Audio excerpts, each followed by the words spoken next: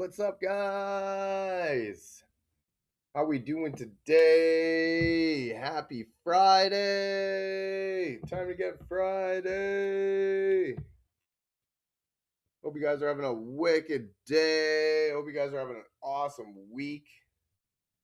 We are rocking out. We are live on YouTube, Twitch, Rumble, and TikTok. Gurji, what's happening? Hey, what's up, brother? How you doing? Excellent, thank you. How are you? Doing good, man. Dude, Beautiful. I'm playing Madden 25, and I'll tell you what, man, this is a fire game. I should have played this game like years ago. Nice. Oh, Madden's one of my favorite games like ever. Is it? All right, that's good. Yeah, I love that. This game is like addicting, bro. I just can't. Like, I should have played. I don't know. I just like never. I tried playing Madden one time. I was just really bad at it. I mean, I'm slowly getting better, but like, bro, I just sold one of my games, bro. I played some guy like an online match, bro. He was in the Saints, and like I was using the Eagles, of course, right? Yeah. My team, but bro, I sold so bad, bro. Like it's whatever, but like, dude, this game is fire. Yeah. I learned very long time ago to not play online. I think the first online game I ever played, I lost like 155 to nothing. What? Yeah. Yeah. This guy just kicked the life out of me for real. 155. Yeah. Right? And so yeah, right. No, this guy had fucking Hall of Fame everybody on his team. So that guy just played the game like every day or some shit. No, he definitely just bought all of the packs that he needed to buy and just made his team fucking phenomenal. That's the problem with the online. But yeah, no, I learned to stay away from that, so I don't do that anymore. But yeah, then I kill it on fucking. You play AI? I do, yeah. I play career mode mostly. Yeah, Michael, what's happening? Game, bro. I set it on the team 50-3. Nice. Seahawks are winning Sunday, and that's final. Booyah! That's what everybody's trying to tell me. Although there's a lot of Rams people that are thinking the other way around. Yo, Andrew, I better cut you off. I'll join you soon, all right? Yeah. Have a good one, man. Thanks for joining. I'll explain why every Rams fan wants the Rams to win. Oh, I know why they want them to win. First two meetings, like, we beat y'all the first game, and we should have swept y'all the second. I mean, should have maybe, but lose and draw games at the end of the day. Yeah, should have maybe, but didn't. And Sam Darnold looked pretty well. They should have had us. It should have been over that second game. Yep. Should have been. Yep. No, 100%. Yep. And then their excuse is, we didn't have Devontae Adams. Well, my point being said, do you really need Devontae Adams when you scored 30 points in the first half? I was gonna say, didn't they put up like fucking 30? They had 3 touchdowns, 225 yards. Oh yeah, I remember that game. He knocked me out of the fantasy football playoffs with that game. Oh yeah. Yeah. I know all about that game. Excuse is no Devontae Adams. That's crazy. Didn't they give up like a 14-point lead or 10-point lead, something like that? It was a 16-point lead. Wow. I didn't know it was that high. Listen, the game, the third quarter started. It was 30-14. Wow. So, Game over. It should have been. Game over. What's the excuse? What do you mean? Like at halftime, the Rams players were celebrating. Oh, this game's over with. Seattle can go home, take things out. I mean, I would be too. One of their the Rams defensive players said, "Well, defense gets a stop. Rashid gets a punt return. We get a 2-point conversion, and they're upset because it was so-called controversial, but it was a backwards pass. I mean, it was a weird play altogether, but has the season not been filled with weird plays? So whatever. Exactly my point. Then Sam Darnold out of nowhere turns into Jesus and throws 3 touchdowns and brings us back. See, I'm with you, man. 30-30. The Rams get the ball first. Score a touchdown. Booker gets a 50-yard grab for a touchdown. Sam Darnold gets us down to the end. Touchdown JSN, and then Nick Solbert off the block on the 2-point comes open, bro. Like, what? Booyah. And don't forget, the Rams have also blew a 24-3 lead to the Eagles this season. Yeah. Yeah. Fuck. And then they get blown out by the Falcons 21-0 by half. Jesus. And if we're being honest, they should have lost to Carolina and Chicago, right? I mean, they can't win by 3 points against us Sunday. It ain't happening. No, I don't see a reality to where, like, if honestly, let's get real. If there's anybody that can do it, it's the MVP, Matt Stafford. But I just don't see a reality to where they come in to Lumen Field and just win, right? Like, Sam Darnold to me is that guy. Like, I thought. And everybody's like, so we beat the Niners. Now I have everybody saying, oh, Sam Darnold's gonna choke. Yeah. Did he choke in his first play and his second playoff game? No. No, he didn't. Not at all, dude. And I'm 100%. And if our run game's working, like I'm trying to tell everybody, if your run game works and your running back can get 3 touchdowns, you really need to throw the ball 300 to 400 yards to win a game. Well, and that's what I was saying too. Is that if Sam Darnold is throwing for 350 yards and Slim, I'm not joining the Seattle bus. No, he's talking to me. I did have San Francisco. I did have San Francisco beating Seattle. I was fully on that train. I thought Sam Darnold was gonna choke. I thought it was gonna be completely different. I thought Trent Williams coming back was gonna make a difference. Dude, that's all good.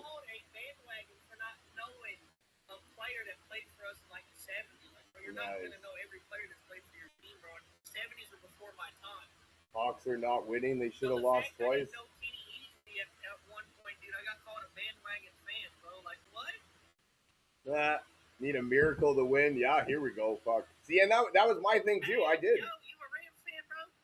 I thought I thought San Francisco would be able to take advantage of Seattle's weakness.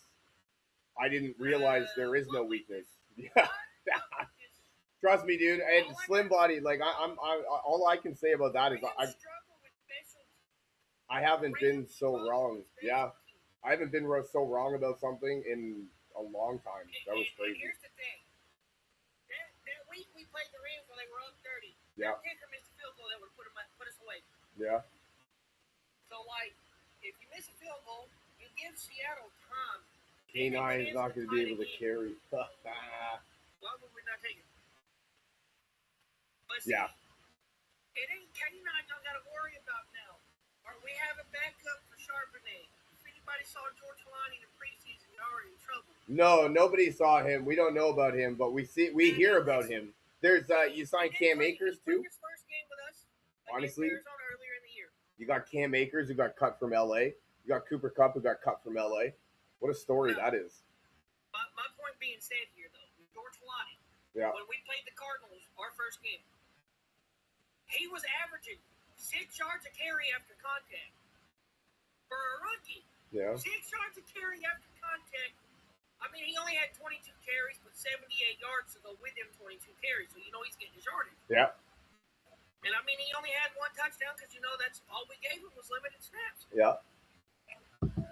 No, I'm interested, man. I'm excited to see it. And if anybody tries to tell me DeMarcus Lawrence was, you see how he played with Dallas, he comes over and plays like the Hall of Famer he knew. Dude, I didn't even realize he was still playing. And yeah, he was phenomenal. That was my thing too. Like last week, I thought Trent Williams being back would have made a difference. DeMarcus Lawrence is washed. I'm like, buddy, DeMarcus Lawrence is about to show why he belongs in the NFL. Yeah, no, they were getting pressure with their front four. They didn't even have to. They didn't even have to blitz. And that is the problem that creates on the secondary.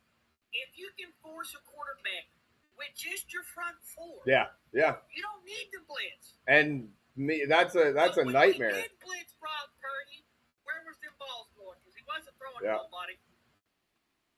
Change your bracket to the Rams. Victor. Leonard Williams we got from the Jets. Everybody thought we was crazy. You got Leonard Williams from the Jets? No way.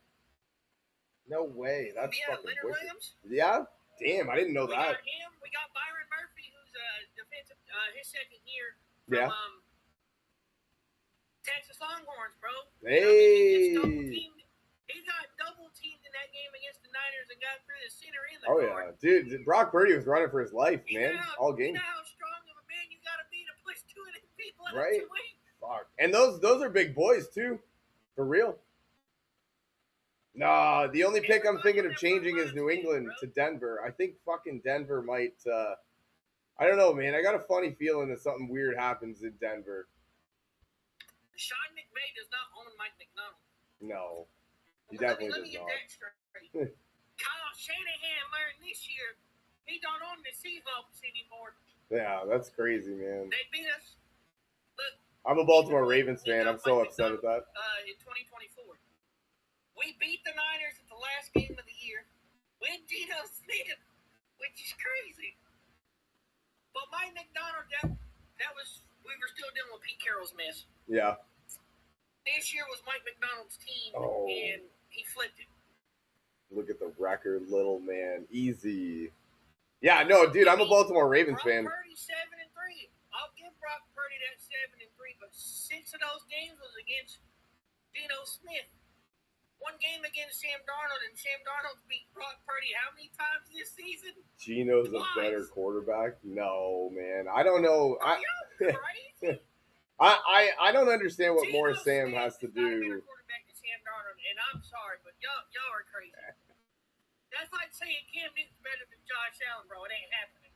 I do. I don't know what else Sam Darnold has to do to gain some respect, right? To get. Like, here's the thing. Lamar, Darnold, and Baker, Josh Allen were all in the same draft class in 2018. Oh, yeah? So just listen to this now. None of those quarterbacks I just named. I don't know about Baker having a Super Bowl, but Josh Allen don't, Lamar don't. Baker, if he does, he does. I'm not 100%. I don't think he does. He don't. And if Sam Darnold wins the Super Bowl before no Lamar fucking Jackson way. and Josh Allen, what happens, fam? What happens? Oh man, that's crazy. I'm not trying to say, hey. Yeah, no, I hear you. Sam Darnold the most underrated quarterback in 2018? Yeah, no, that's actually a crazy thing to think about. I never even thought about that. That is a crazy take. You're 100% correct. All drafted the same year. Yeah. All three, Lamar, Josh Allen have been more to playoffs than Sam Darnold. No shit. This is his second year. Yeah. And just picture he goes to the Super Bowl and wins it. Yeah. Yeah. Like, bro, come on. Damn, that's crazy, man. That's actually crazy. I didn't even think about it. And then, is Sam Darnold better? I don't think. Yeah, I think you're right. He's not better. Yeah, shout out to Michael. Hell yeah, that was wicked. I'm gonna fucking clip that and put it up there. What time are we? 13 minutes? Here's the thing, bro. People try to say I don't know ball, but the fact all four of them quarterbacks I just named were drafted the same year. Lamar Jackson's been 8 playoff appearances, won 3. Yeah. Justin Herbert's been to 3, hasn't won 1. Yeah. Yeah. Josh Allen's won plenty of playoffs, but he can't win the AFC Championship or big one in the first round. Yeah. Yep. Right? And they say that Sam Darnold is the bust. I never said Stafford was Brock Purdy. Stafford's a whole different level of QB. Brock Purdy's pretty good. This year, bro, for his age is impressive. I'm not going to take that from him. The Rams are a thorn in Sam Darnold's side, and if Sam Darnold wants to go to the Super Bowl, he's got to go through LA to do it. Yeah. And I feel like he gets it done. Yeah. You know what? Honestly, I don't see Mike McDonald giving up another 560-yard game to the Rams. I don't. Honestly, that happens, we don't need to win that game. But if we win that game twice like that, we win the game. Yeah. Yeah. No, you're 100%. And that's the thing. Like I assumed last week that Seattle was going to lose because I thought Sam Darnold would duff it. And I tried to tell everybody. Yep. Don't doubt. Oh yeah, there was tons of people. Ginger Cuz back there, as Marshawn Lynch calls him, Ginger Cuz. Yeah, is that what they call him? No, and that's the thing. Tons of people tried to tell me. I was watching a podcast with Marshawn. Marshawn's a trip. We all know Marshawn Lynch is a funny person. Yeah. The equalizer in this game, it is not the quarterbacks, and everybody's going to call me crazy when I say this. It ain't Matthew Stafford. It ain't Sam Darnold. It's Mike McDonald versus Sean McVay in this game, bro. Yeah. And the reason being, they know each other. They've played each other twice this year. Yep. This is going to be the third time they play each other. Yep. So it all depends on what the coaches draw up. Because if the coaches run the same plays, dude, it's going to go to an overtime game. You can't run the same plays you ran the past 2 games. Yep. Yep. You got to dig in your bag. You got to dig in your defensive coaching. No, you're right, 100%. Yep. And at the end of the day, though, in my mind, Mike McDonald's a defensive-minded Sean McVay. Oh, he's a fantastic The coach. reason why John Snyder, our GM, hired Mike McDonald, he wanted somebody who could compete with Sean McVay and Kyle Shanahan. Because, dude, Pete Carroll couldn't do it. No. Yes, no. Pete Carroll had his good seasons. I'll give him. Yeah. He got us to a Super Bowl. I respect it. I'm not knocking Pete Carroll here. But nope. to be 6-0 to Brock Purdy. Yeah. Yeah. And 0-5 against Stafford? Yeah. With just Pete Carroll, with Geno Smith, bro, we can't win games like that. No. And people say division games don't matter. Well, look at it. No, they look at the whole division. Games 9 times out of 10 to decide if your team's going to the playoffs or not. Yeah. 9 times out of 10, we've seen division teams who have had winning records. Their team loses and then they're out of the playoffs. Yeah. It happens. Yeah. No, I'm a Baltimore Ravens fan. Perfect example. We would have won if we would have beat the Rams the week before, and we lost. Yep. Yep. Oh yeah, I'm a Baltimore Ravens fan, dude. We lost to Pittsburgh on the last game of the year. Fuck. I mean, but your kicker was a rookie. I can't be mad at him. No, I'm not mad at that. I'm mad at the defense for giving up that last touchdown. What I am mad at is the way your fans treated him afterward. Yeah. Yeah. That was uncalled for. Yeah. It shouldn't have happened. Yeah. Kevin, what's happening? Doing fantastic, thank you. Yeah, no, people are fucking mean for real. Like, also a lot of people see that's the thing with gambling too. Like, there's a lot of people that have a lot of money bet on it, and so somebody loses a lot of money on a bet. Yeah, they want to fucking get angry at the guy that missed the kick.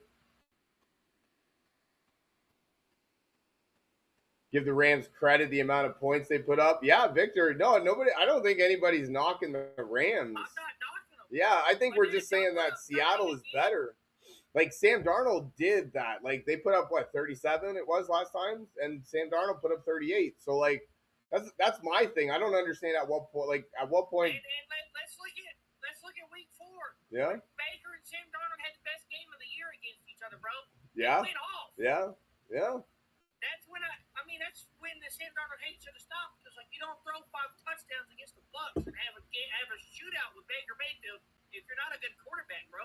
Well, and that's the thing too. Like you said, the Bucs fell off because of their coaching this season. Yeah. But dude, Baker and Sam Darnold proved they belong in this league after that week. Bro. Oh yeah. I don't care what no one says. No, K9 looked really good last week, man. I think it doesn't matter. You don't need to rely on a quarterback like Stafford. Stafford's got to throw 200 to 300 yards a game to win a game, dude. Yeah. Think about that. Yeah.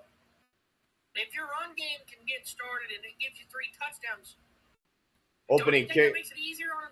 Opening kickoff for a touchdown doesn't hurt either. Yeah, I mean everybody would love that little special teams play. And honestly, that was the one thing that Bears fans were kind of holding their hat on, was that LA's special teams sucks, and they could take advantage. And if that's true, fuck, Shaheed should have a game.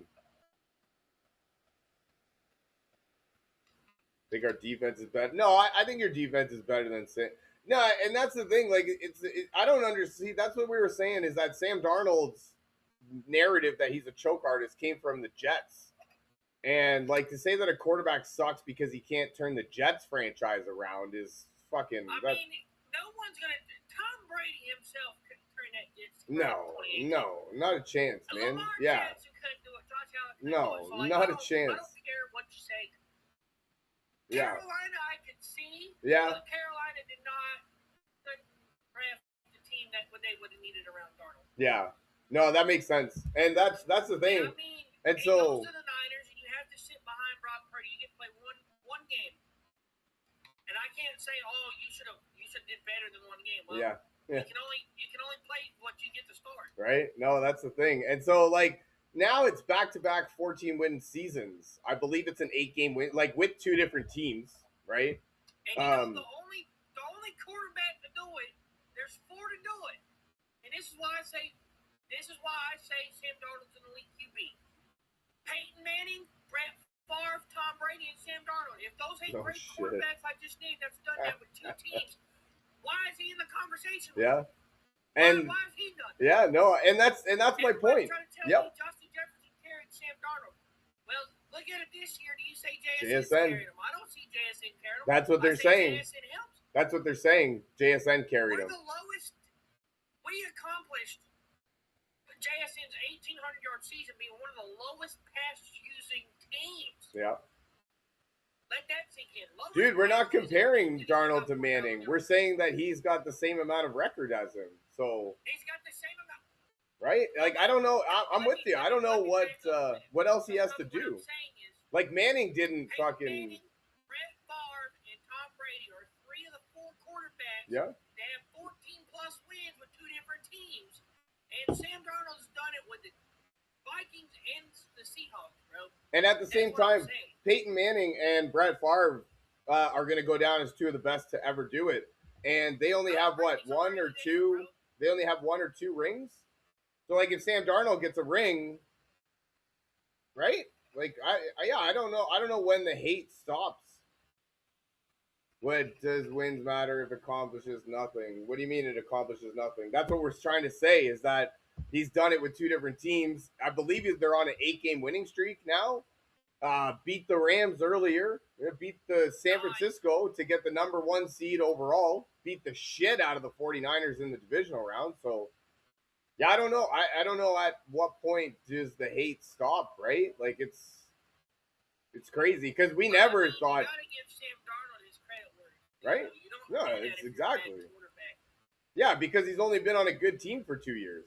Like, he was on the Jets before. It's not like you can say that he's bad. Carolina got to play 1 game behind Brock Purdy. Right? Woo. Right? He didn't get his chance until he went to Minnesota.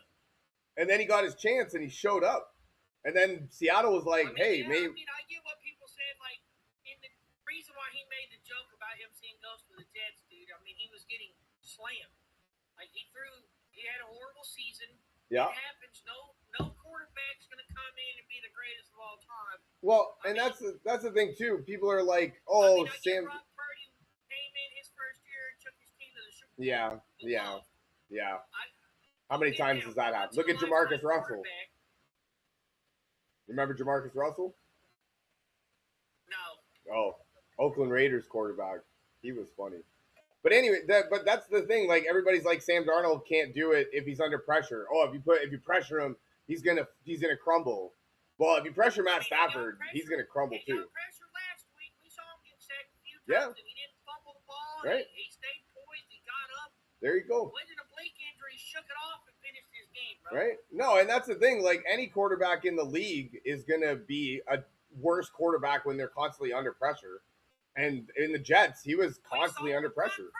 Right? We saw what Brock Purdy exactly. was. Yeah, exactly that. And he was running for his life. And nobody's saying that that Sam Darnold is better than Brock Purdy, even though that we saw what a quarterback under pressure has to deal with. He was running for his life. The greatest quarterback of all time the Niners have had is Joe Montana, and I'll stand on statement.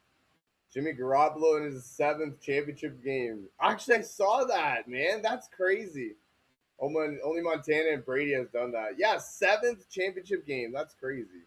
Dude, Michael sounds like fucking, you're an awesome dude. Thank you for joining us, man. Like, I'm here to talk football. Hell yeah, dude. I get called delusional sometimes. I mean, hell yeah, dude. I get called delusional all the time.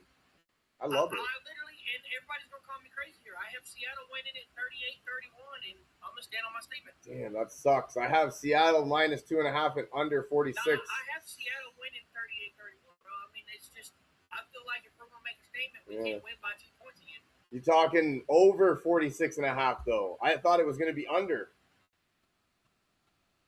I mean, I'm not taking the under because I know we're going to underneath here. No way. Fuck. No, and the reason why I say no, we're talking about Jet and a Steeler? No, he's not. That's crazy. Sorry, Michael. I didn't mean to cut you off. That's a wicked stat. Slim body right there. Seahawks only team to beat Rodgers. The reason why I say no is because we're talking about Matthew Stafford here, a guy who knows what it takes to win games. Yeah, he's going to throw the ball. He's going to throw his touchdown. Yeah. Actually, that's true. He's going to put up his point. That's what I was saying. Like, they should have lost to Carolina and Chicago, but The MVP showed up when he needed to. They didn't. He won the game for them. So he's yeah, I'm with you. I do see him showing up when and I needed. hate to say it, bro. Stafford's an elite quarterback. No, he is. You don't have to hate to say it. He is one of the best. I loved him since his time with Detroit. You remember him in Detroit? Calvin Johnson? People were saying that Calvin Johnson carried him. Like, that was amazing to watch. I love that. Exactly. The Rams should have lost the Panthers. But they didn't because the MVP showed up when he needed to, right? They should have lost to the Bears, but they didn't. I mean, they did get a great defensive play, but shows up when he needs to. But I mean, here's my thing being said, right?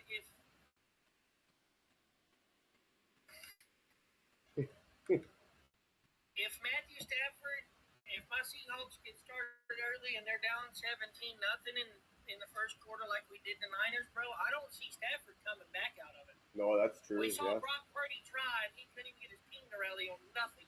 Well, and that's the thing that we were talking about before. It's really gonna be the lines in this game, like the offensive and defensive lines. Yeah. And it's gonna come down to the coach, bro. I firmly believe it is not gonna be just Stafford. No.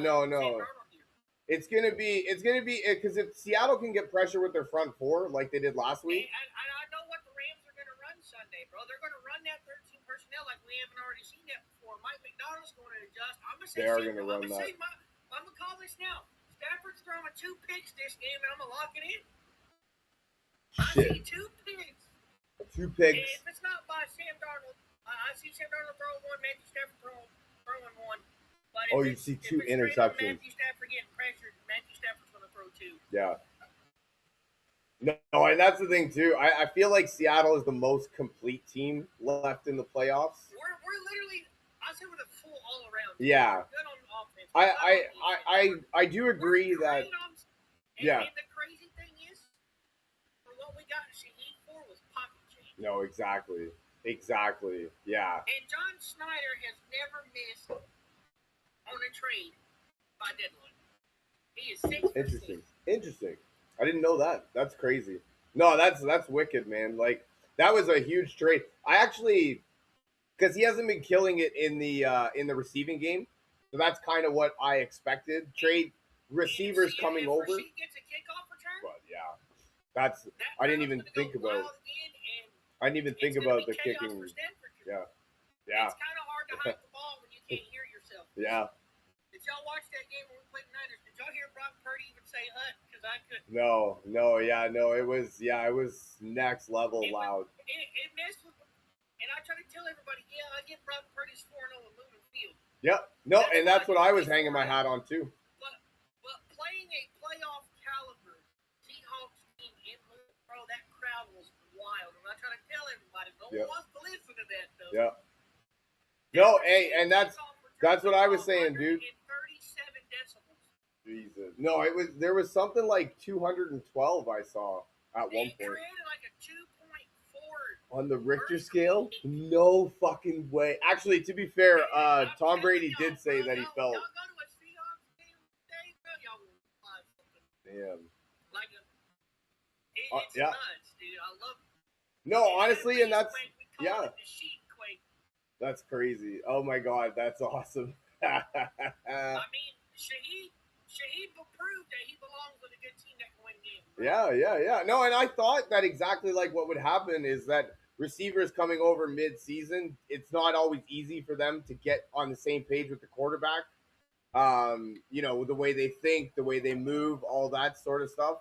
But I didn't even think about the kick return aspect of it. He's been more than enough. I mean, we haven't used him much, but dude, when we used him last week, yeah. How about the flip screen? Dude, the end around, man, hell yeah. He got 30 yards just off of that, bro. Like, I know he's a great receiver. Yeah. No, that's crazy, man. And and that's the thing. Like, offense, defense, special teams, run game, stopping the run, stopping the pass. Like, everybody's saying, Sam Darnold didn't do enough. I mean, 124, 1 touchdown, no interception. With an oblique injury. I don't know what it feels like, but I can only imagine that it probably just hurt to hand the ball off. Never mind throwing a dart on the run. It's on it's like your torso on your left side. Yeah.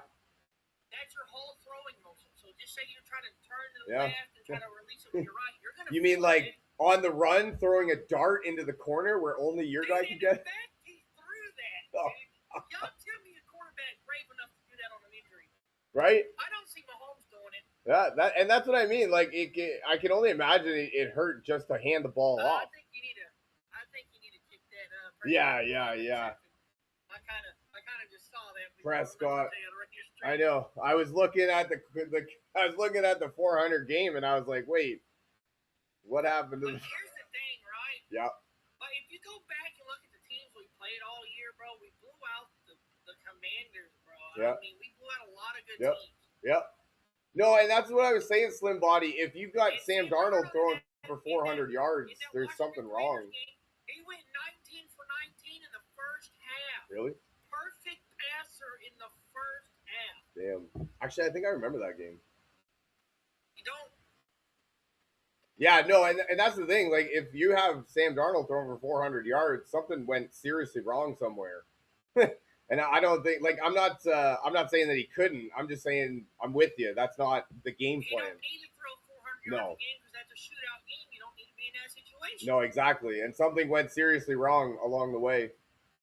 And but I mean, that's the thing. Like, he proved he can do it. He's, like you said, he had the 5 touchdown game. He put up points against LA. He proved he can do it against Baker Mayfield. So, right. I mean, Baker, in my opinion, is a better quarterback than Sam Darnold. Yeah, and put up 38 points against LA last time. So, I mean, you don't do that unless you're good. No, I don't think so. Like, I mean, you know, you can say, yeah, oh yeah, he had the home field advantage. We should have swept the Niners this year, but I mean, yep. You know, first game of the year, it's hard happens. to do because of your lines. He got hit by Nick Bosa.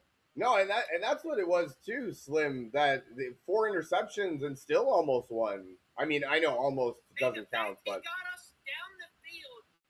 If that punt would have been at a 1-yard line, we would have won that game. Really, eh? Everybody disagrees with me or crazy. What happened? Talk to me. I don't remember the exact spot. So it got pinned to the 1-yard line. He got us down to the 4. No, it was a perfect kick.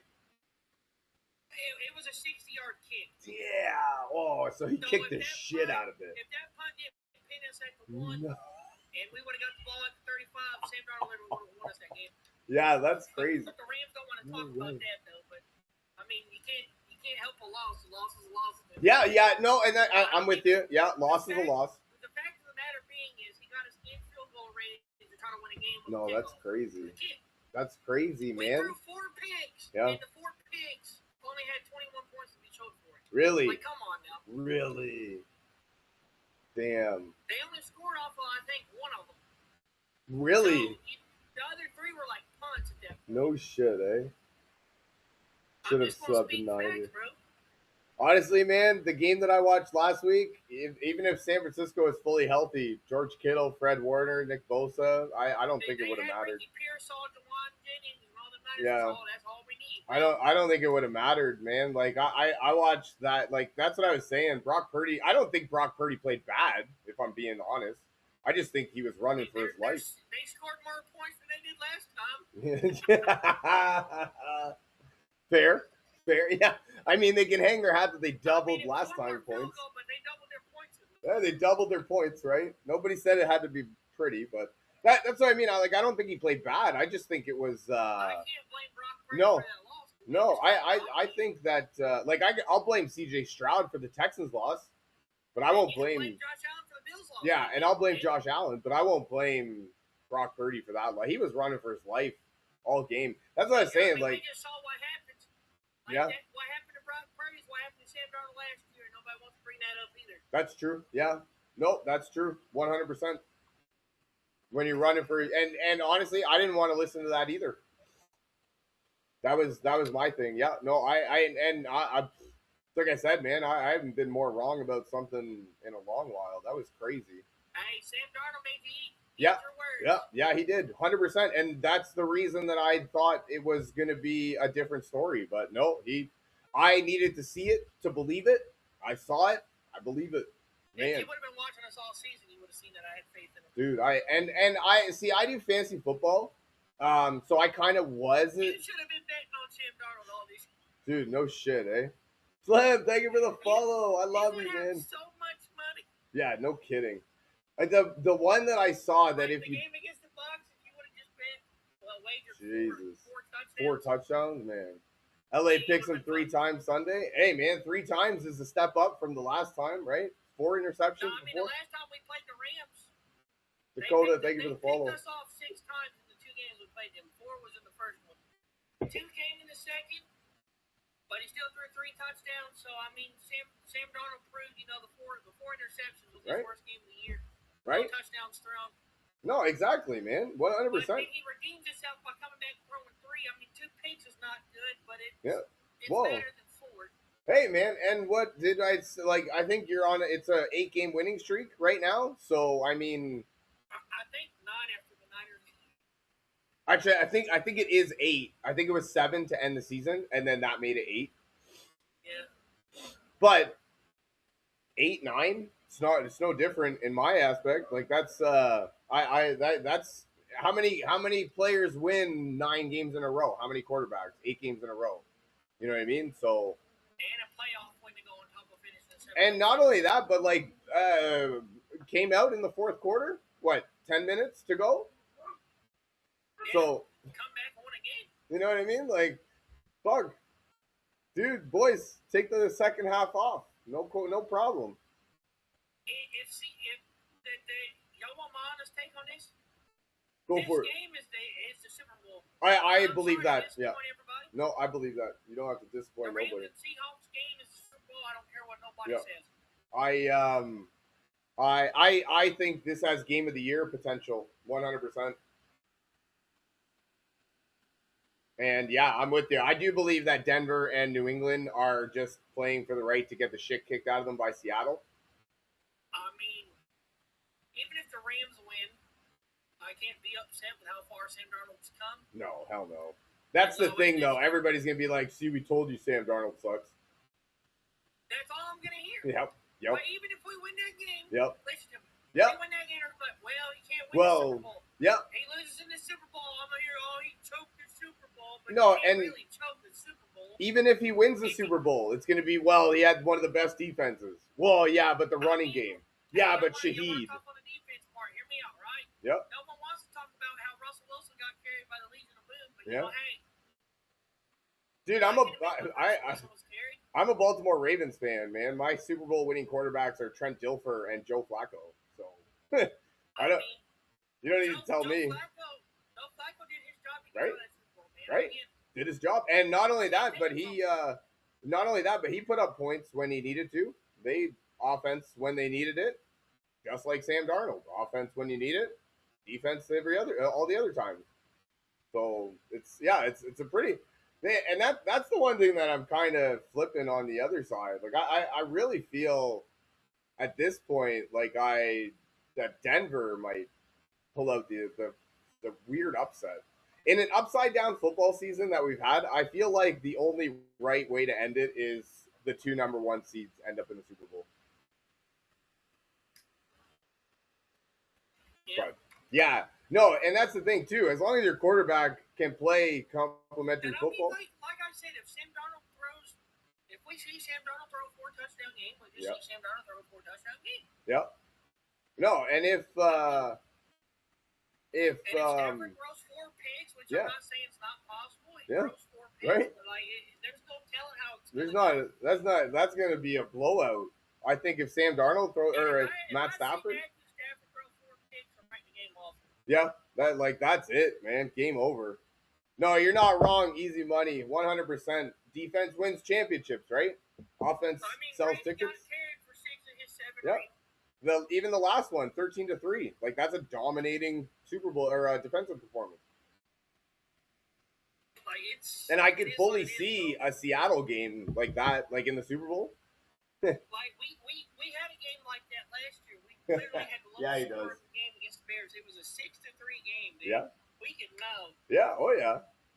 No, and that's the thing. Yeah, I can see. People's like, I want to see a defensive game, and then when you only win by a field goal, another team scores a field goal, and they're like, well, that game was boring. But I mean, if you look at defenses and the defenses can get stopped, you got to take what you can get. Yep. No, and that's the thing too. If you yeah, wait, so fuck, I don't even remember what I was trying to say there. Let's not forget, every analyst had Seattle finishing in 4th place. Really interesting. In the division, they had the Cardinals over us for. Really, the Cardinals? Holy fuck! fuck! Everybody trying to say Sam Darnold was a downgrade from Geno Smith. I posted all of it on my TikTok. Wow. Look through my TikTok, you'll see it, bro. That's crazy. No, I didn't see that. Man, that's funny. Honestly, I think Kyler Murray sucks as a quarterback, so that's weird. And the thing is, Mike McDonald, in 2 years, out of 35 games, has won 25. In 2 years? Mike McDonald? Yes. That's my man. In 2 years? Came from Baltimore. Yeah. Hey, he should have stayed in Baltimore. Yeah, he should have. Okay? Dude, I don't understand. I don't understand why. Yeah, I don't understand why we got rid of him just to fire John Harbaugh. Like, I had Ravens fans tell me, "Oh, Mike McDonald didn't make that team." Well, you take Mike McDonald out of the equation. Where did the Ravens finish this year? I mean, we saw it. Yeah, no, there was a lot of injuries that we dealt with, and that it's not an excuse, but 14-3 last season. Yep. Math's right? Yep. 2024 season. Yep. And everybody tries to say, "Oh, Roquan Smith and Patrick Queen made the defense." Go watch Mike McDonald's film. Tell me who made that defense. Yeah, no shit.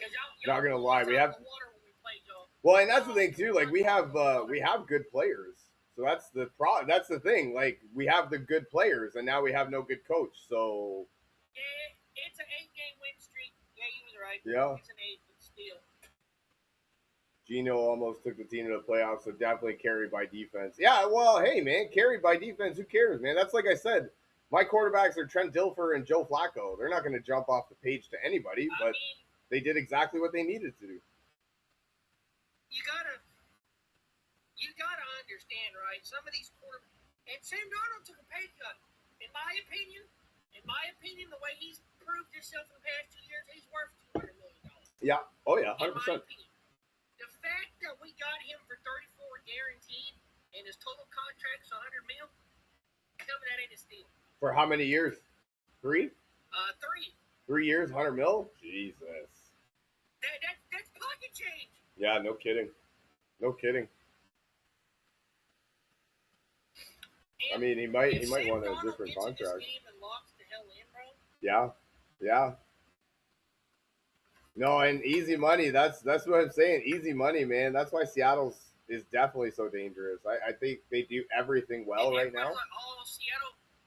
Like here, if I can find it on my page. Go for it. Oh my god. Defense is so young. It's not always a good thing though because they fucking. Hey. Yes. Can you big screen me real quick? How do I do that? Just click my thing and expand. There you go. All right. Right here. Perfect. Number 1 points allowed. Yeah. EPA per play. DVOA and a single first team All Pro. That's with Mike McDonald. Yeah. It's not. Yep.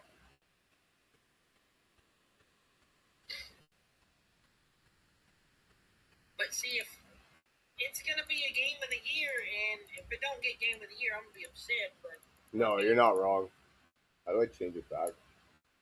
No, you can go back to yourself. I'm gonna cut my camera off. Just click your thing, and it should let you big screen yourself again. Oh, you gotta click the screen. There you go. No, that's cool though, man. Like for real. Listen to this. The Seahawks blitz on blitz plays. We've only ran a blitz 21% of the season. Think about that. We're getting sacks. Only 20% blitzing?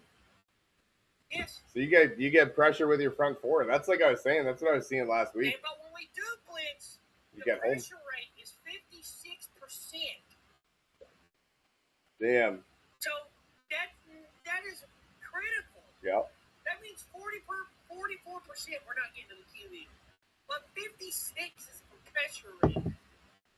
I mean, that's fair, Schultz, that nobody was sold on Darnold.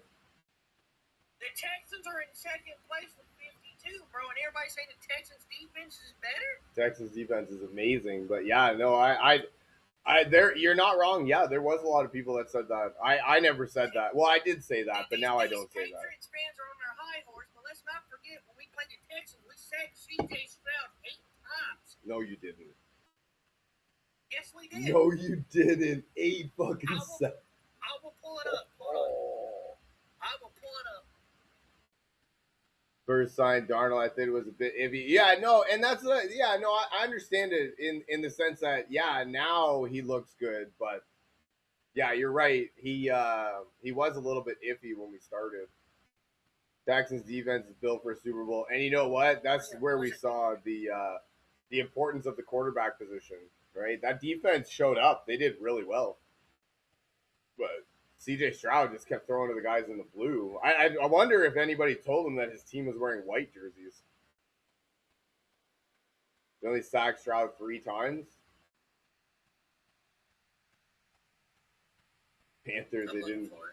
CJ was like the Panthers didn't belong in the playoff. Yeah, you know what, Ace? Honestly, you're not wrong, but maybe they shouldn't have been in the playoffs, but LA should have lost that game. And so maybe they don't deserve it, but they should. They took the MVP to the brink, and that's who won it for them. I don't. Yeah, and then I don't know what happened with CJ, man. Fuck.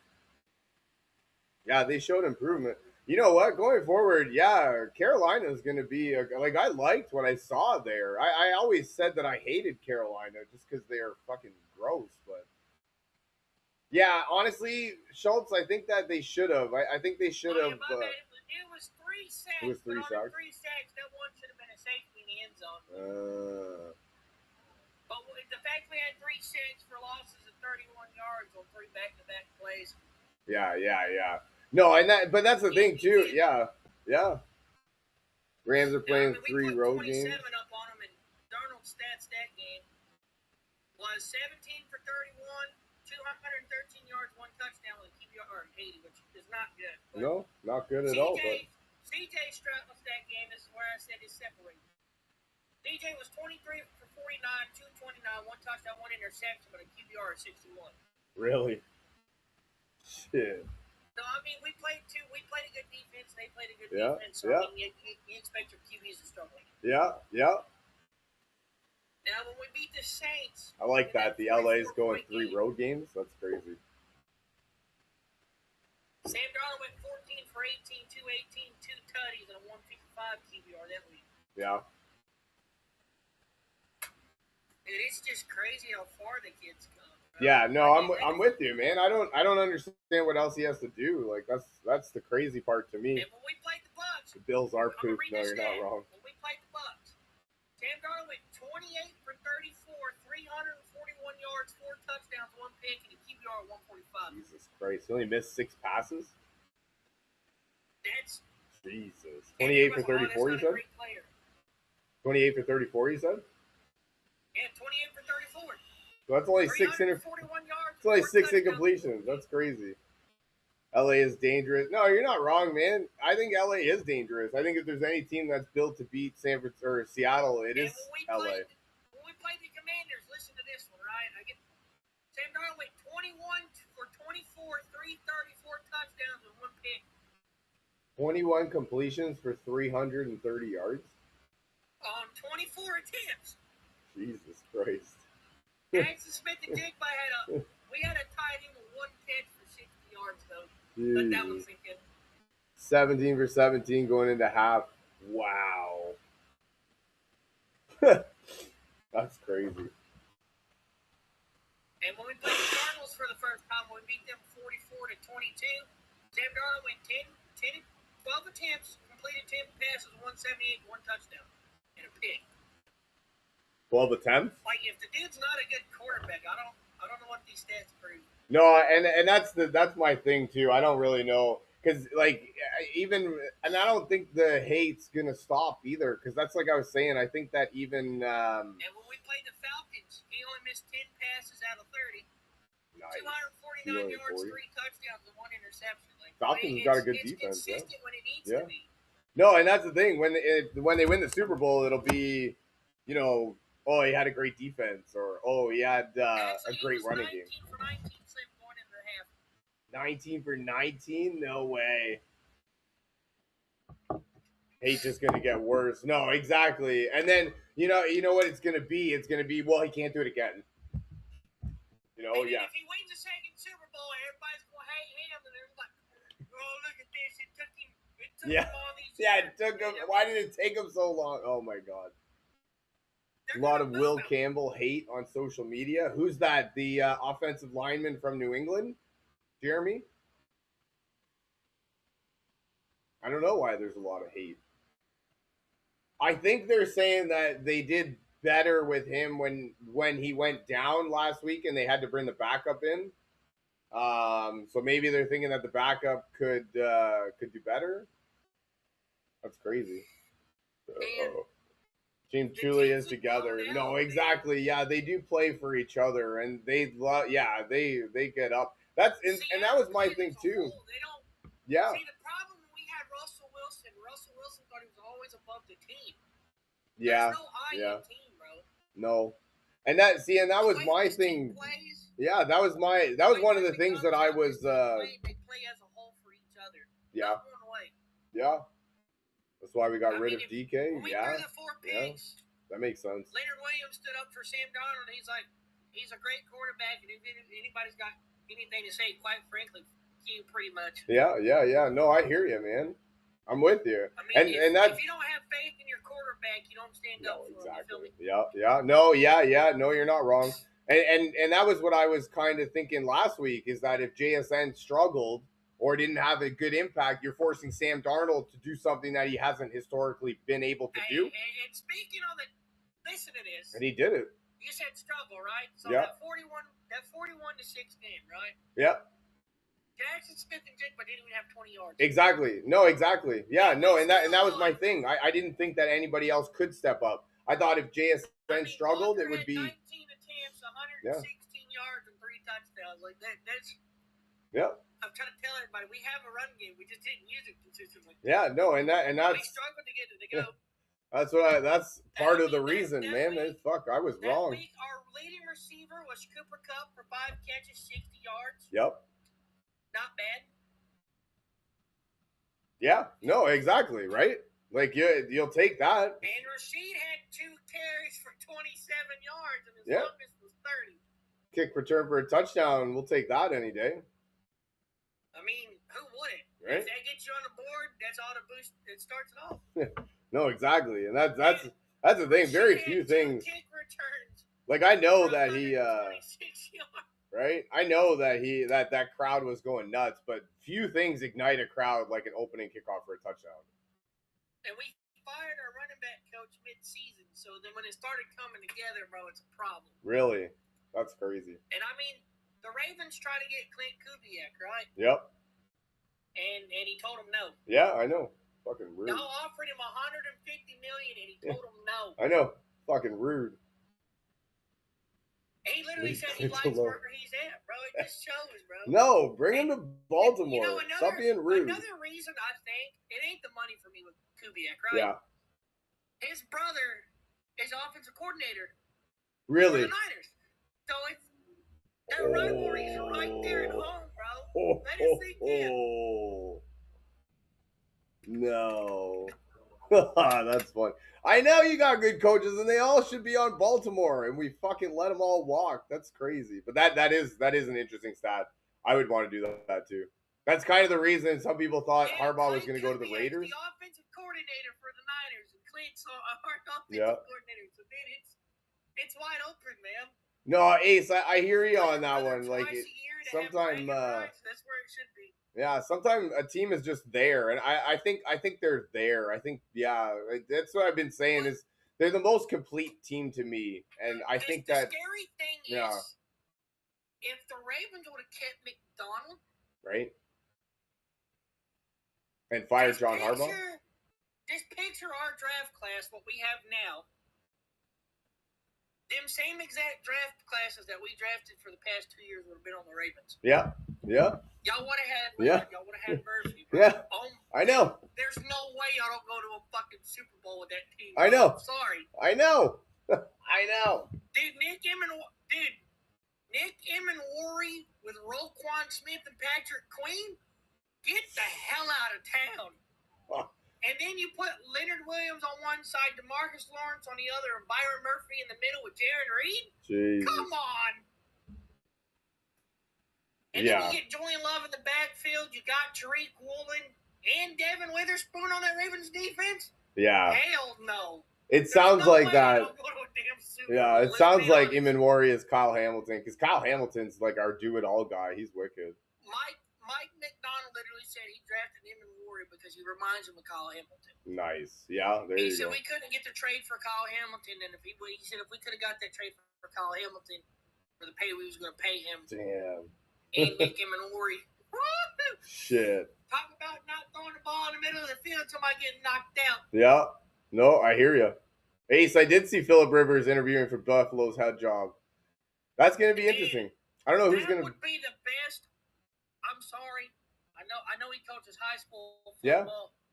But I have faith in Phillip Rivers. Yeah, no, I think that'd be really good, actually.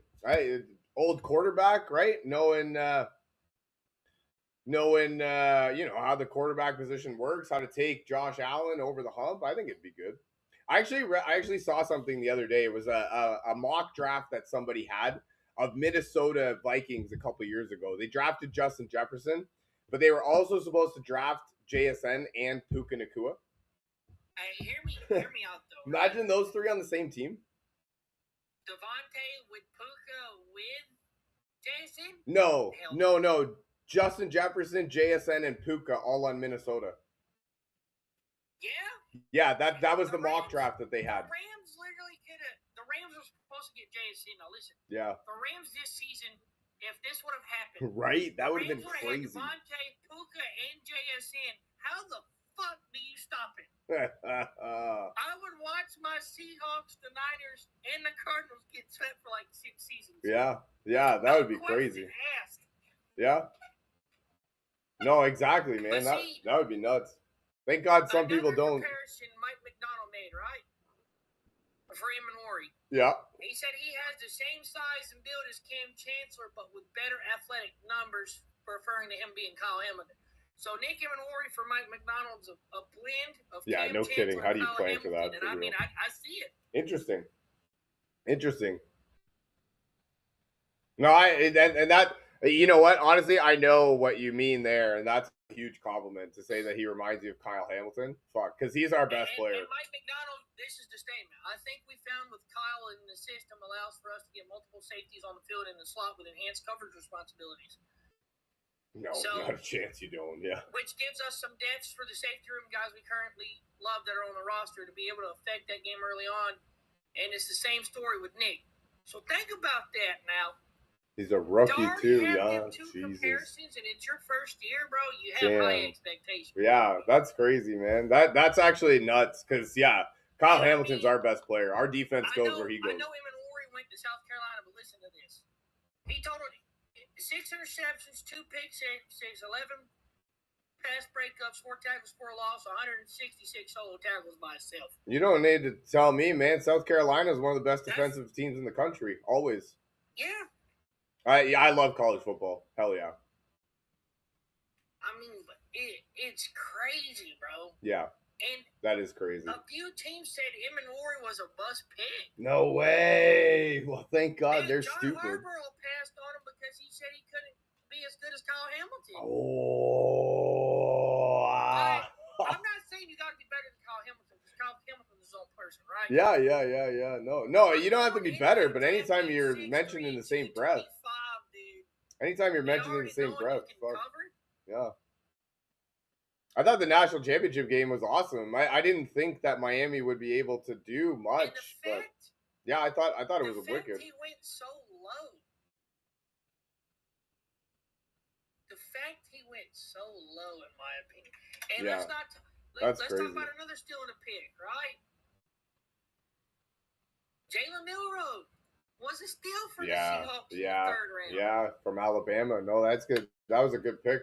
I like that. I mean, and everybody's like, he's not that bad, bro. Yeah, he might not be, but He doesn't need to be that fast right now. And he doesn't need to be that good right now. For a so-called safety, right?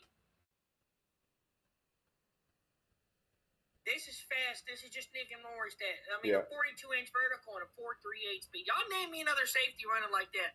Jesus.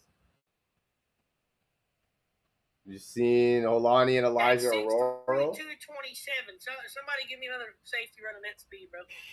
I can't. Denver. I don't think Besides so, man. Hamilton, like yeah. Yo, and Milroe was a good quarterback at Alabama, so I totally like it. The 35th overall pick. Think about that now. Yeah.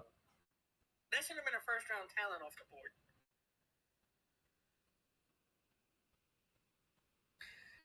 Stiddy up. I mean, ain't no party like a stiddy party. That's what I heard.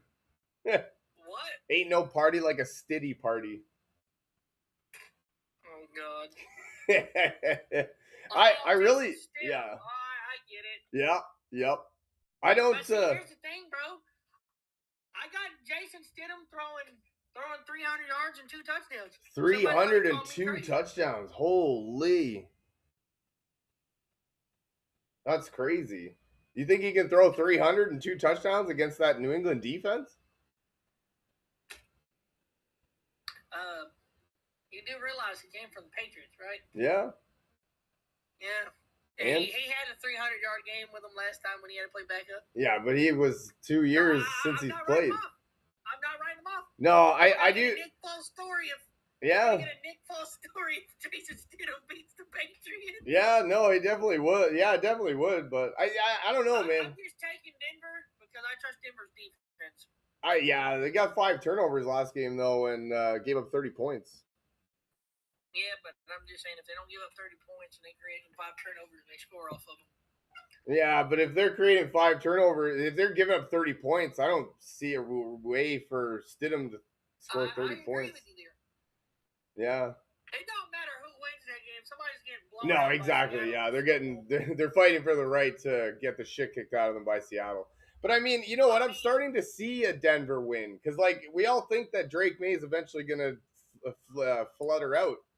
Because I hate to say this, but Drake May's not played a real defense till they play the Texans, but they play Seattle. It's a whole nother ball game. Yeah, no, I think that Drake May has actually looked kind of bad in the playoffs. I don't think he's looked really good, and they're winning quite comfortably, right? So, but I don't know.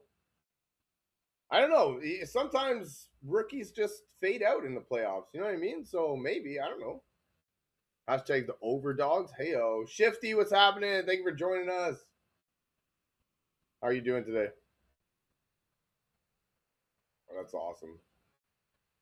Played 2 defenses better than Seattle? Tony, don't even start with that. Not a chance. Not a chance.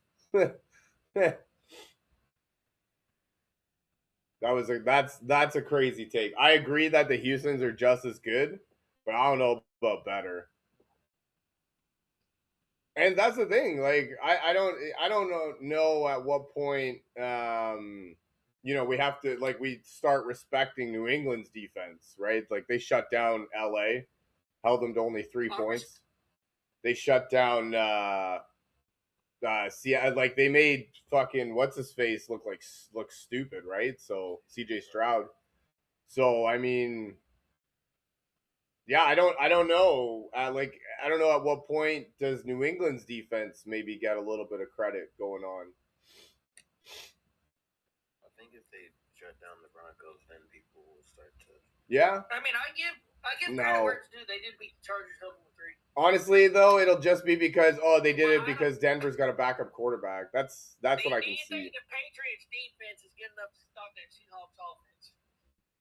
No, I don't. Yeah, I don't think that. I think Seattle's more complete of a team than both AFC teams, so I don't know that it's going to make a difference in general. But yeah, I mean, the Chargers are so what? You know what I mean? Like, the Chargers are hurt, so what? Houston was hurt a little bit, so what? Like, the defense still had to shut them down, and they still only held them to 3 points. They 4 interceptions against CJ Stroud. So, I mean, that's That's crazy too. Yeah, 49ers were hurt. And I don't even really want to hear like the hurt talk about it. You know what I mean? Cuz like the Chargers were hurt. Okay, fine, but they still almost won their division, right? They still made the playoffs. 49ers were hurt. Okay, yeah, so but they came one win away from champions. Come on now. and they came one win away from the number 1 seed overall, and they beat the defending Super Bowl champions. I don't know why that didn't mean more, but yeah, injuries, fuck, they happen, man. I mean, I don't like that as an excuse. Not a chance. Mention as a Bronco fan is the sorry. Texans were 1 game away from winning the division. Yeah, exactly, right. And they had the best, and that's the thing. Next man up, they had the best, one of the best defenses in the league. Like that was amazing. And yeah, like you're still a professional player. The worst player in the NFL is more athletic than anybody that I ever know. You know what I mean? So like you're still fucking a professional football player. You may not be the star player, but you still got something to play for. Are you not playing for a contract? Do you not want it at all? Like, you know what I mean? So no, I don't. I feel like the competitor inside of you has to come out at a certain point. You can't just tell me, oh, they were injured, they had backups. It's like, yeah, but those guys are still professional football players see, too. the thing is with the Niners injuries, their third and fourth string put up a better fight than their starters. Exactly. Like Jake Tongas had a wicked game. Ricky Pearsall, Juwan Jennings, couple drops. Maybe it made a difference. Maybe it doesn't. But yeah, like they had a couple of drops that hurt them. You know what I mean? They the 49ers linebackers, they played really well, right? No, you don't get much snaps, but you're still in the practice room. You're still practicing. You're still in the rooms with the guys. You're still you're still getting coached. You're still watching everything. Like, yeah, okay, you don't get the snaps, but you're still doing everything else. So yeah, no, I don't like that. Chris, been doing fantastic. Thank you. How are you? Yeah, they're all in the NFL for a reason. Playing versus studying is different. Yeah, no, I'm with you. Yeah, but you're still there, right? So things happen so much faster when you're in a game. That's true. Yeah. No, I can give you that 100%. Yeah, they happen faster, but I mean, why is that an excuse? Like, so what? I'm not going to give you a contract. Why? Because things. But coach, things were fast for me in the game. Okay, sit your fucking ass down on the bench if it's so fast. You know what I mean? Like, yeah, fuck that, man. You're still getting like you're a fucking backup. Yeah, you're fucking backup by fucking still making $10 million a year. So like, get the fuck out of here, man. You're still making way more money than like every single person in the world. So you know what I mean? Like, get out of here with that fucking fucking backup injuries. So what? Like, I don't care. So what? That's all I heard Niners fans say was, "Oh, they're hurt, but they were healthy. We saw what happened." Honestly, dude, I think if they were healthy, they still would have got the shit kicked out of them. Honestly. Yeah. Like I George Kittle, fucking Fred Warner, Nick, fucking Joe Montana, Jerry Rice, bring them all. I don't think it would have mattered. You know what I mean? Like, was helping that team. Yeah, no, I think. They had Trent Williams the whole game, and what he do? Right, I thought Trent Williams was going to make a difference. I was one of those guys advocating. Trust me, dude. If you were on my stream before the game, you would have hated me because I did all of these things that everybody was talking about. I thought they would make a difference, and they didn't. Brock Purdy was running for his life. That's what I like about you, though. Yeah. You admit when you're wrong. Dude, I haven't been that wrong about something in a long while. Yeah, oh yeah, everybody fucking came here. Martin, yeah, see? Like, I don't know where all these Houston fans are now, man, but they're ghosts. I don't know where all the Niners fans are either. Niners fans didn't talk as much smack as Houston fans. That's true. I disagree. I had a shit ton of Niners fans shit talking. Did you? I didn't have any Niners fans shit talking me because touchdowns and 700 yards, and Sam Darnold was going to throw 4 picks. She joined my stream later that night crying. I'm like, oh, what happened? Yeah. Oh yeah, I didn't have anybody talking shit because I thought they would win. I'll tell you like memeing people, but I made the perfect meme for all these Niners fans. Boys, if this game was in New England this weekend, oh my God, you guys heard we're getting like somewhere between 18 and 24 inches of snow. Oh, dude, we're supposed to get 30 over here with and I'm in Ontario. Yeah, which is just up the road. I didn't know you were from Canada, brother. Yeah, let's go. I go Yeah. to Canada like twice a year. Oh, nice. Yeah, so we're like just right there. We get the same weather that they do. So yeah, we're gonna fucking Yeah. Your weather's very similar to yeah. my weather. Yeah. No, it is. But that's like I said, Martin. I like that point. See, I do feel like the Denver air is a little bit different. Like you, and I feel like it's yeah, that could be a difference maker. Yeah, that could be a difference maker. The crowd, I believe they said 68,000 fit in that stadium, so they're gonna be rocking. I know it. And the way the stadium is built too, it's made to amplify noise yeah, too. So like is it okay? Designed it were geniuses. Yeah. No, and that's the thing. And see, to me, I'm still like I wonder if Drake May will fall off, and I feel like a rookie in his first playoffs or sorry second year, AFC Championship game on the road in Denver.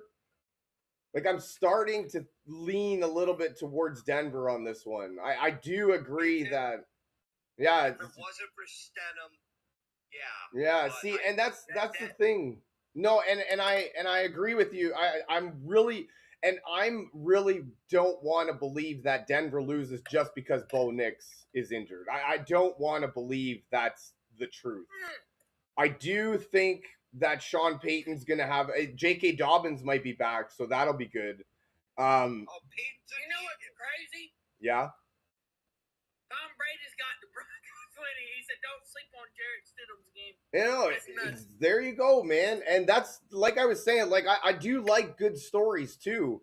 You know, Jarrett Stidham was drafted by the Patriots. They cut him, goes to Denver, beats the Patriots in the AFC Championship to go to the Super Bowl.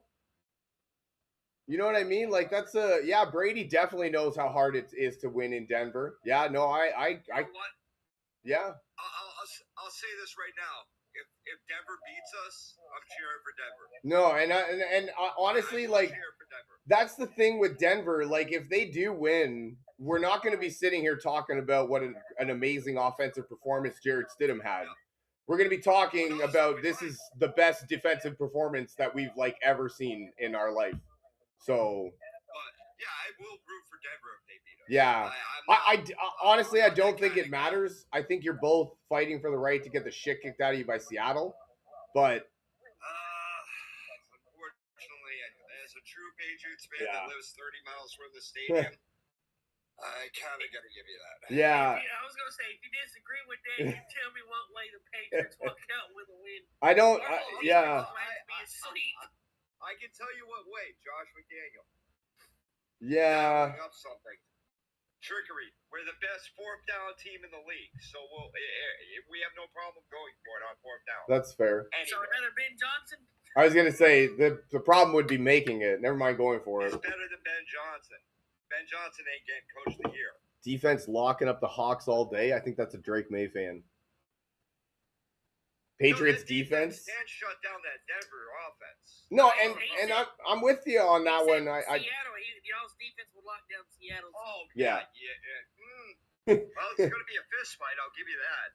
Either way, I don't think it gets shut down though. I think we'll find a spark somewhere. Yeah. The uglier the game, if it's the Patriots and the Seahawks, the uglier the game gets, the more it favors the Patriots. No.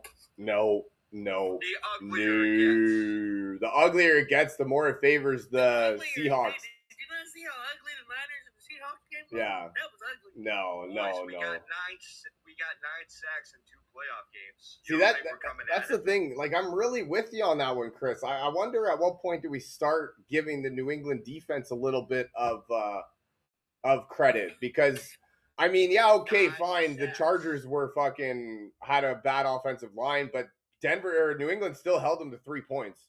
So like, yeah, okay, fine, they were injured, but so what? They still had to do it. We held the Chargers to 46 total yards in the second half. Jesus. And 4 interceptions against Houston? So I mean, like I mean, okay, fine, yeah, whatever, easy road, injuries, blah blah blah. Like they still had to do it, and they still had to show up. The road ain't that easy anymore because now we knocked out 5 playoff teams. Jarrett Stidham is an upgrade over Bo Nix? No way. Oh, come on. No way. Honestly, That's just a dude. Bo Nix hater. Honestly, man. Hey, if you look at if you go on my page, I have a video where it says that I'm a Bo lever. Oh Jesus Right. Christ! We're going to So- wrestling references. Some would say I Bo leave. But honestly, dude, I'm pretty sure. Yeah, you believe too hard in the Niners. Where did you? Yeah, that's true. Yeah, that's true.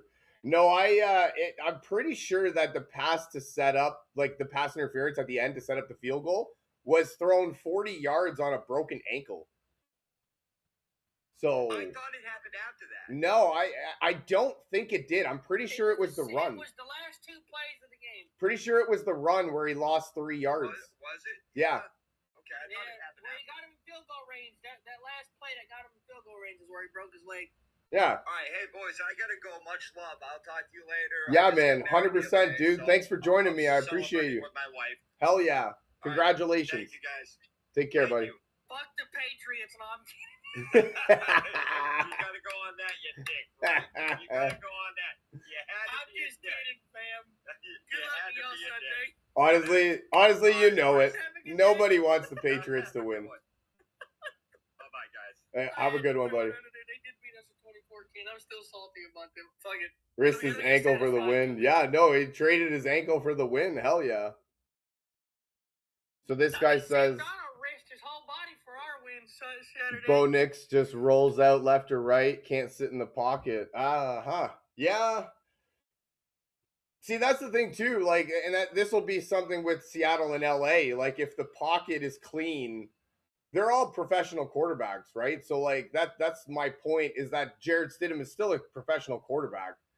And with a clean pocket, I mean, they can still cut up any defense that they'll see, right? Because they're still professionals and they can still do it. Anybody in what the fuck? Yeah, anybody under pressure, any quarterback under extreme pressure all game, a la Brock Purdy, you know what I mean, they're not gonna have a good time. And so if Jared Stidham's under pressure all game, he's not gonna have a good time, I don't think. But if he's got a clean pocket and he can sling it, I can fully see, I don't know about 300 yards. Stidham's gonna go win the Super Bowl. Brock Osweiler style. Damn, no way. The big bad Brock Osweiler. Was that a Pepsi? That's a wild cherry Pepsi. It's a wild cherry Pepsi. Yeah, it is. Yes, Hell yeah. Sir. Fuck yeah. Nice job, I'm man. having a big back activity, dude. No, that's wicked. Let's spit my I love my Powerade Pepsis. out. Yes, Ace is drinking Powerade. All right. Look at us go. Fuck yeah. Rayway, the real stepper. Uh-oh. This should be My good. Niners What's fans up, are here. Andrew? Ray, what's happening? Thank you for joining us. What up? How are you doing today? I'm good, blessed. Beautiful. How about yourself? Fantastic, thank you. That's good. Yeah, man. What up, Michael? Who's your team? What are we doing? Don't ask him. Don't ask him. Don't ask him. Well, Michael, Don't ask him because I'm kind of told him. Don't Michael's ask him. team, go ahead and beat us by 35. Ooh. Honestly, dude, I was all over the 49ers train. So, like, Ray, come on. I was all over the 49ers train before that game, so I'm with you, man. That one hurt. Yeah. It did. It's always next year, though. Always next year, man. Hey, last time the 49ers got beat like that in a playoff game, they won the next 2 Super Bowls back to back, so. Yeah, that was a while ago, though. Yeah. Wearing the Cam Akers jersey? It would have felt more better if we would have lost by a field goal or a touchdown. No, it wouldn't By have. 35 points? No, it wouldn't have. 35 points is a statement sent to the rest of the league. To be fair, I did feel bad for you guys after a little while. That was hard to watch. Jesse Minter, yes! Baltimore's new head coach. Fuck yeah, that's a wicked sign. That's what I wanted. Wanted him or Brian Flores, and fuck, I didn't care who it is. That was awesome. I love that signing. Hell yeah. That Chargers defense was wicked this year, man. They held Drake May. Some people think he's going to win the MVP. They held him fucking in check. played like shit that game. I mean, if Patriots beat the Broncos, I really don't see the Patriots beating Seattle. No, dude, they're both not even a 2% chance. They're both fighting for the right to get the shit kicked out of them by Seattle. Hey, Cynthia, let's hear your way that the Patriots beat the Seahawks. Wait, what? All right. So here it is. You know how Stroud had all those turnovers, right? Yeah. If you can just force them to turn the ball over, keep it low scoring, and Drake May has a few drives, they would win a low scoring game. Like by 5 points? I mean, that's fair, but I don't see that happening. I think low scoring games favor Seattle. I think that's the game they want to play. They want to play a run the ball defensive game. We proved we can win games by kicking just field goals, so I mean. Yeah, Jason Myers, he can fuck off too. But yeah, no, CJ Stroud is point shaving? No way.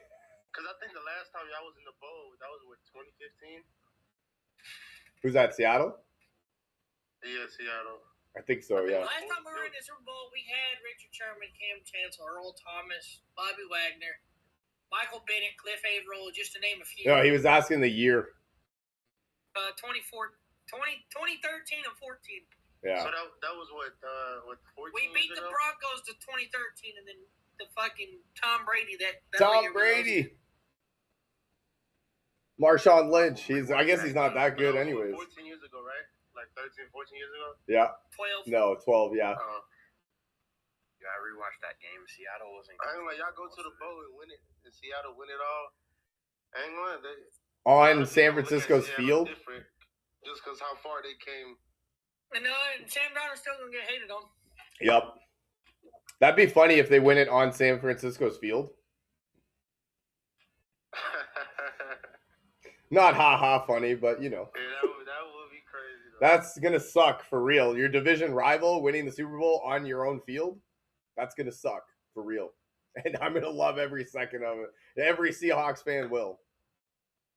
Every Ravens fan will when they see Mike McDonald holding the Lombardi trophy, but we ain't gonna talk about it. I'm not gonna fucking say nothing. I'm upset. Anytime you guys want to trade, sit there and be quiet. you guys can have Derrick Henry and Lamar Jackson. Put some money up on the Super Bowl though, because I was really trying to just put money on the Super Bowl when my Niners made it, but you know we ain't make it. Dude, I thought that was a great bet, man. I had San Francisco plus 2,000 to win the Super Bowl. It was fucking phenomenal. It was a donation. My picks was it was either between the Eagles or the Niners in the bowl or the Bills. I honestly I didn't even really see nobody besides the Bills on AFC making it, but it seemed like the Patriots might make it. Yeah, I actually had the Bills Martin, right? The Patriots in the AFC championship. Who did I have? Oh, I had the Bills beating the Texans before. No, AFC. Yeah, imagine that hit, man, because that was what I was thinking, dude. I love stories like that. So, like the Stidham story against New England, 49ers coming in, limping into the playoffs, making it to the Super Bowl on their home field and fucking winning, silencing all the doubters. That was wicked to me. But my Niners not even healthy, and we beat the Eagles, but we lost bad to the Seahawks. So yeah, that tells you a lot. It's like we really shouldn't have been in the playoffs, but the fact that we was hurt. Dude, yeah, but see, that's the thing. Like, you guys were hurt all year and still got 12 wins, right? Came one game away from the number one seed. That's better than right. Better than anything. Beat the defending Super Bowl champions. Like, I didn't understand why more of this wasn't. I mean, obviously, I know in hindsight, but I didn't understand why more of this didn't like mean something. 12 wins while injured, beating the defending Super Bowl champions on the road. You know what I mean? Like, I don't know. Yeah. Trent Williams was back. Like, I fully expected that to make a difference. It didn't at all. Yeah. Ravens signed the Hawk Tua version of Mike McDonald. Nice. No, I'm not as bitter that we gave up McDonald now that we got Jesse Minter, but I think that's a stupid ass decision, man. Yeah, I thought Niners were going to be a huge underdog story. Come back, like, yeah, they got beaten the last week of the playoffs. And like, you know, they faced adversity and they came in. Fred Warner hyped them all up. I thought, yeah, man, fuck. Dude, I haven't been so wrong about something in such a long while. I got so much hate from Seahawks fans, like for real. Seahawks fans, you're rude. Like I might just say that. Like if I could for one time, just you guys are rude. Although you guys calling San Francisco 49ers fans the 40 whiners is the best thing that I've ever heard in my life. I got a joke. You know why they're called the 49ers? Why? They can't make it past the 50-yard line. Oh. You know what's so crazy? When they say whiners, I don't even take, like, a lot of us take offense to that. I don't take offense to that. Especially, I feel like it just depends on certain teams, like the Giants, Falcons. No, I just think it's hilarious, honestly. If your team can't make the playoffs, I feel like if your team haven't even made it past the first or second round in the last 5 years, I feel like you shouldn't really say anything. Yeah. I hear you. Everybody's gonna say something. Everybody's gonna say something. Trust me, man. Hell yeah. You know what? And a lot of it is like everybody just wants to defend their team, and so when you say something that goes against their team, trust me, man. Like the hate that I got from Seattle fans, and then from Bears fans. Holy fucking Jesus, man! Like that was, and it was all just because of a difference of opinion. Like I don't know why we can't just have a difference of opinion. And yeah, these last 4 teams, they better do what they can. Right. Whoever makes it to the bowl. Right. Because next, you know, the Chiefs have been out the playoffs, so next year Mahomes gonna be back. Oh yeah. And it's gonna be a different ball game. Damn right he is. Jeff, what's happening? Thank you for joining us. What's going on, brother? Nothing much. Yeah. This is a 49ers fan. He came back though. I give him props. He came back. We took our lickings together. So you got the Hawks winning it all? I do, man. I can't see the AFC teams. I think the Hawks, their season ends Sunday, man. Season ends Sunday to LA. That's how I feel, too. Jesus. I just feel like the Rams, their D-line, I know the Seahawks got a nice D-line, too, but it's more about run stopping. I think the Rams are going to be able to get after Darnold. He's going to have another bad moment like he did earlier in the year. Not a 4-interception game, but he's probably going to give them 1 or 2. I mean, they had 4 interceptions the one time and still almost won, right? So yeah, maybe it doesn't matter. Yeah, but I think they come playoff time, man, and I think now they don't have Charbonnet to lean on in that run game. They're going to have to forgetting about Cam Akers and George Lonnie now, though. Yeah, I know that Charbonnet, Zorro, what's happening, man? Thank you for joining us. Hey, what's going on, man? I know that I assume that Charbonnet being out I don't think it'll hurt as much as I think it'll just switch the game plan a little bit. Like I don't. We also got to factor in when we played the Niners. Kenneth Walker had 19 touches, 106 yards, and 3 touchdowns. Yeah, and yeah, Kenneth Walker looked like a dog last game. No, he can be, but I'm just saying, I feel like this is the kind of game where you're going to want to run the fucking ball and not put the ball in Darnold's. You're also a Niners fan, if I'm not mistaken, right? Yeah. Yeah, so you were there that earlier this year before I told you we were going to go 14-3, and you called me crazy. I never said that.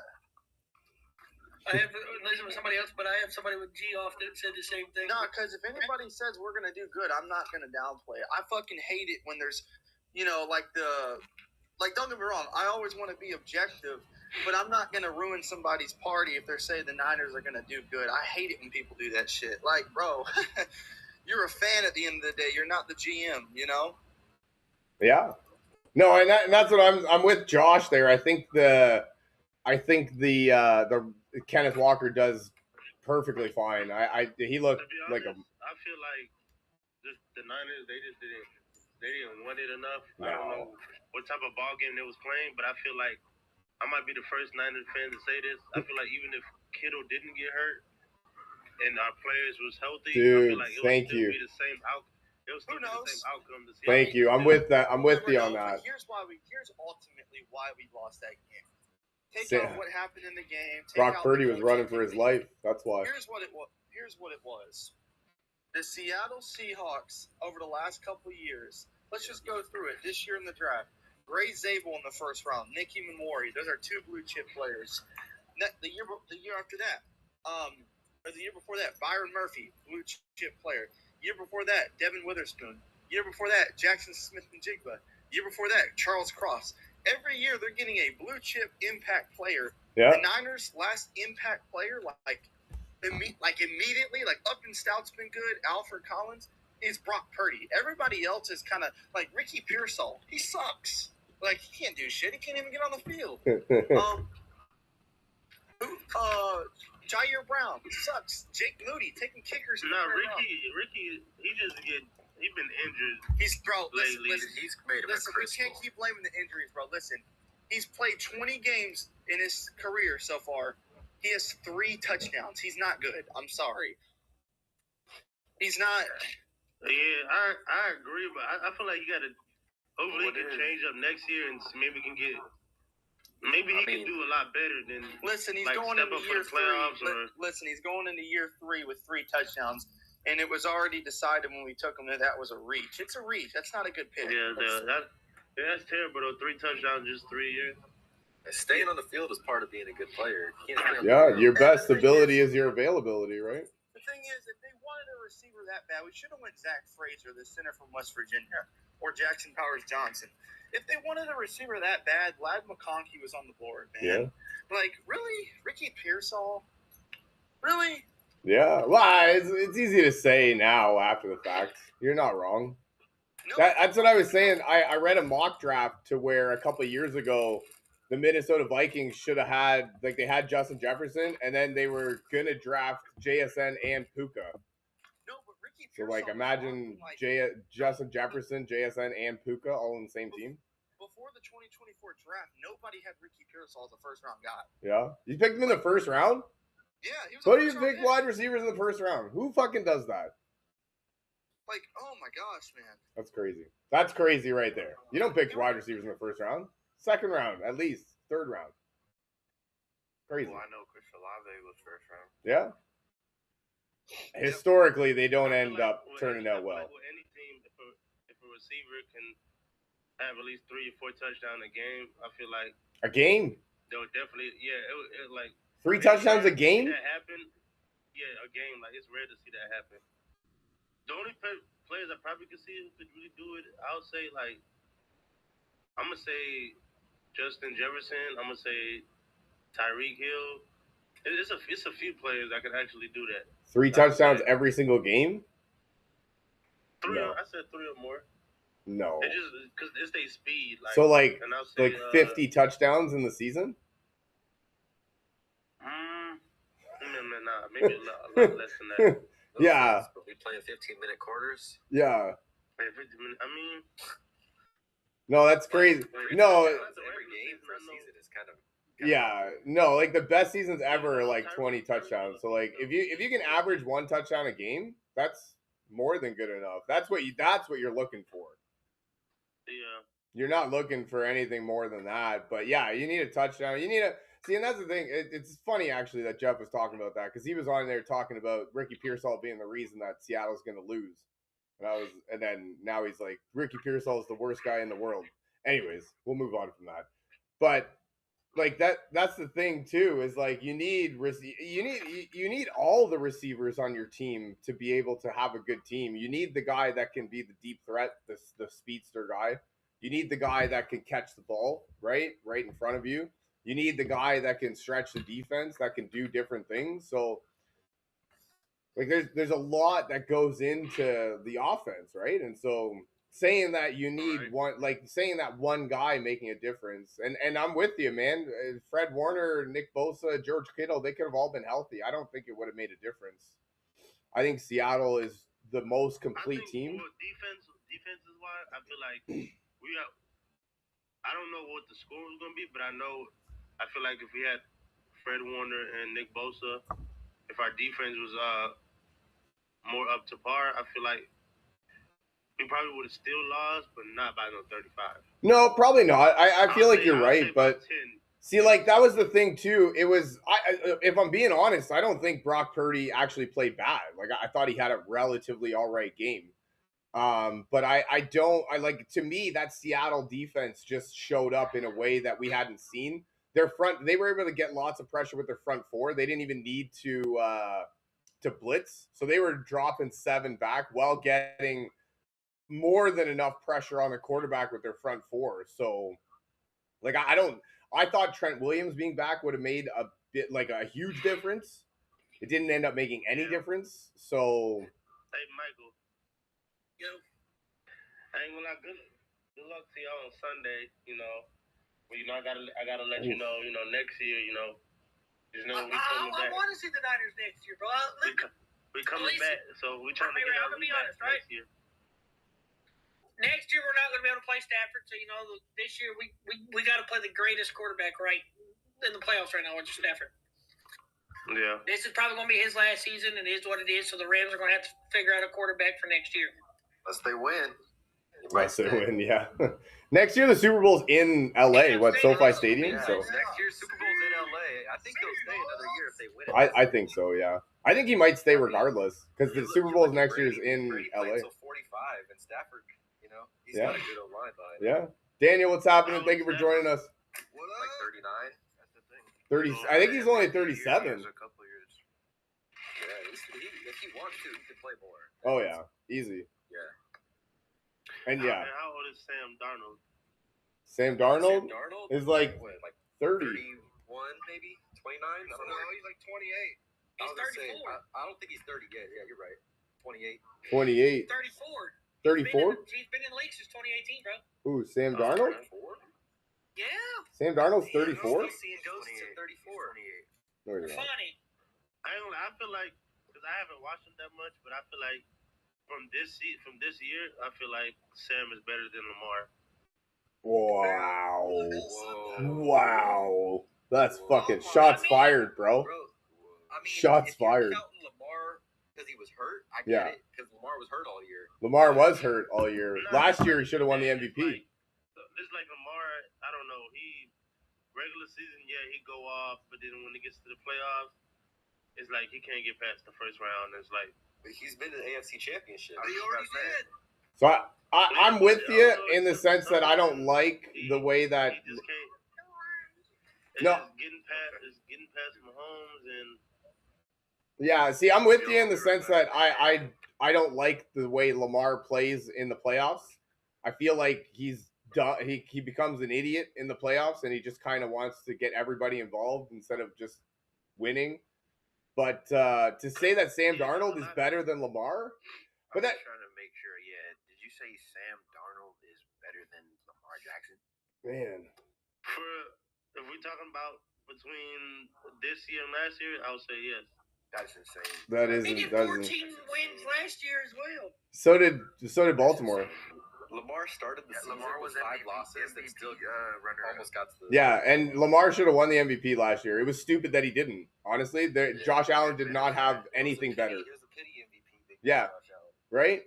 So fuck that. He should have won MVP again. People just didn't want to see Lamar win it again.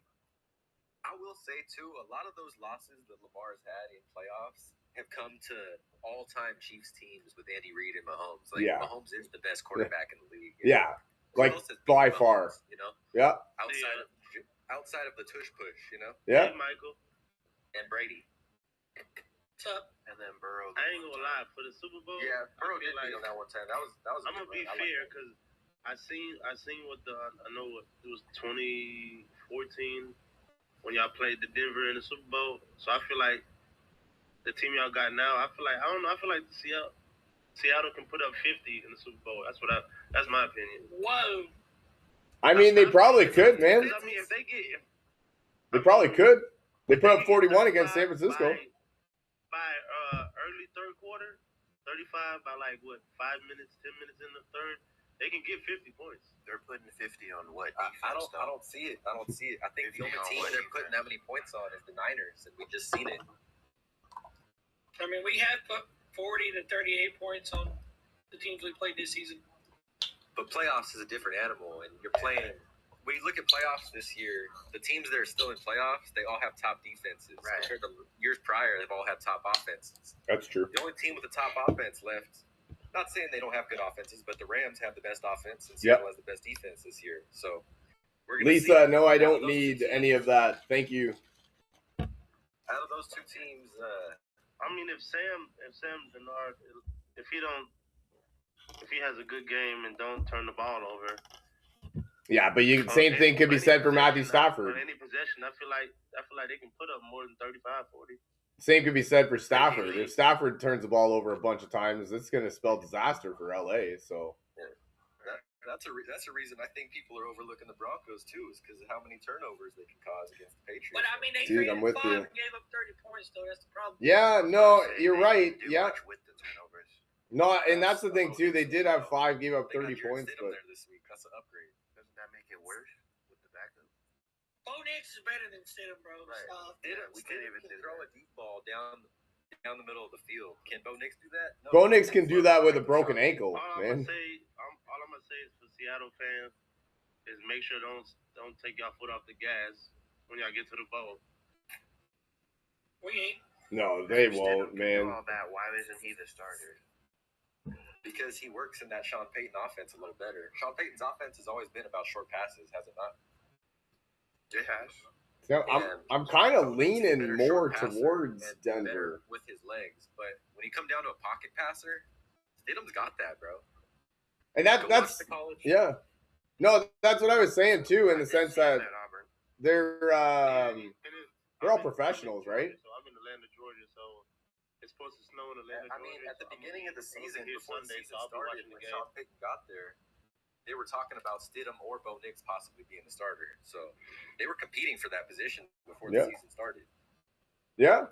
No, I'm with you. And like that's what I was saying before, is that it just goes for any quarterback. Like if he's got a clean pocket, he'll be perfectly fine. He's still a professional quarterback. He can and he's swing one it. of the best offensive coaches of all time. And that's the thing. Like people say Sam Darnold sucks when he's under pressure. Well, I mean, if Jared Stidham is under pressure, if Drake May is under pressure all game, I don't see him doing well. If Matt Stafford's under pressure all game, Brock Purdy was running for his life all game last game, and we saw it. Like, I don't think Brock Purdy played bad, if I'm being completely honest. I just think he was running for his life.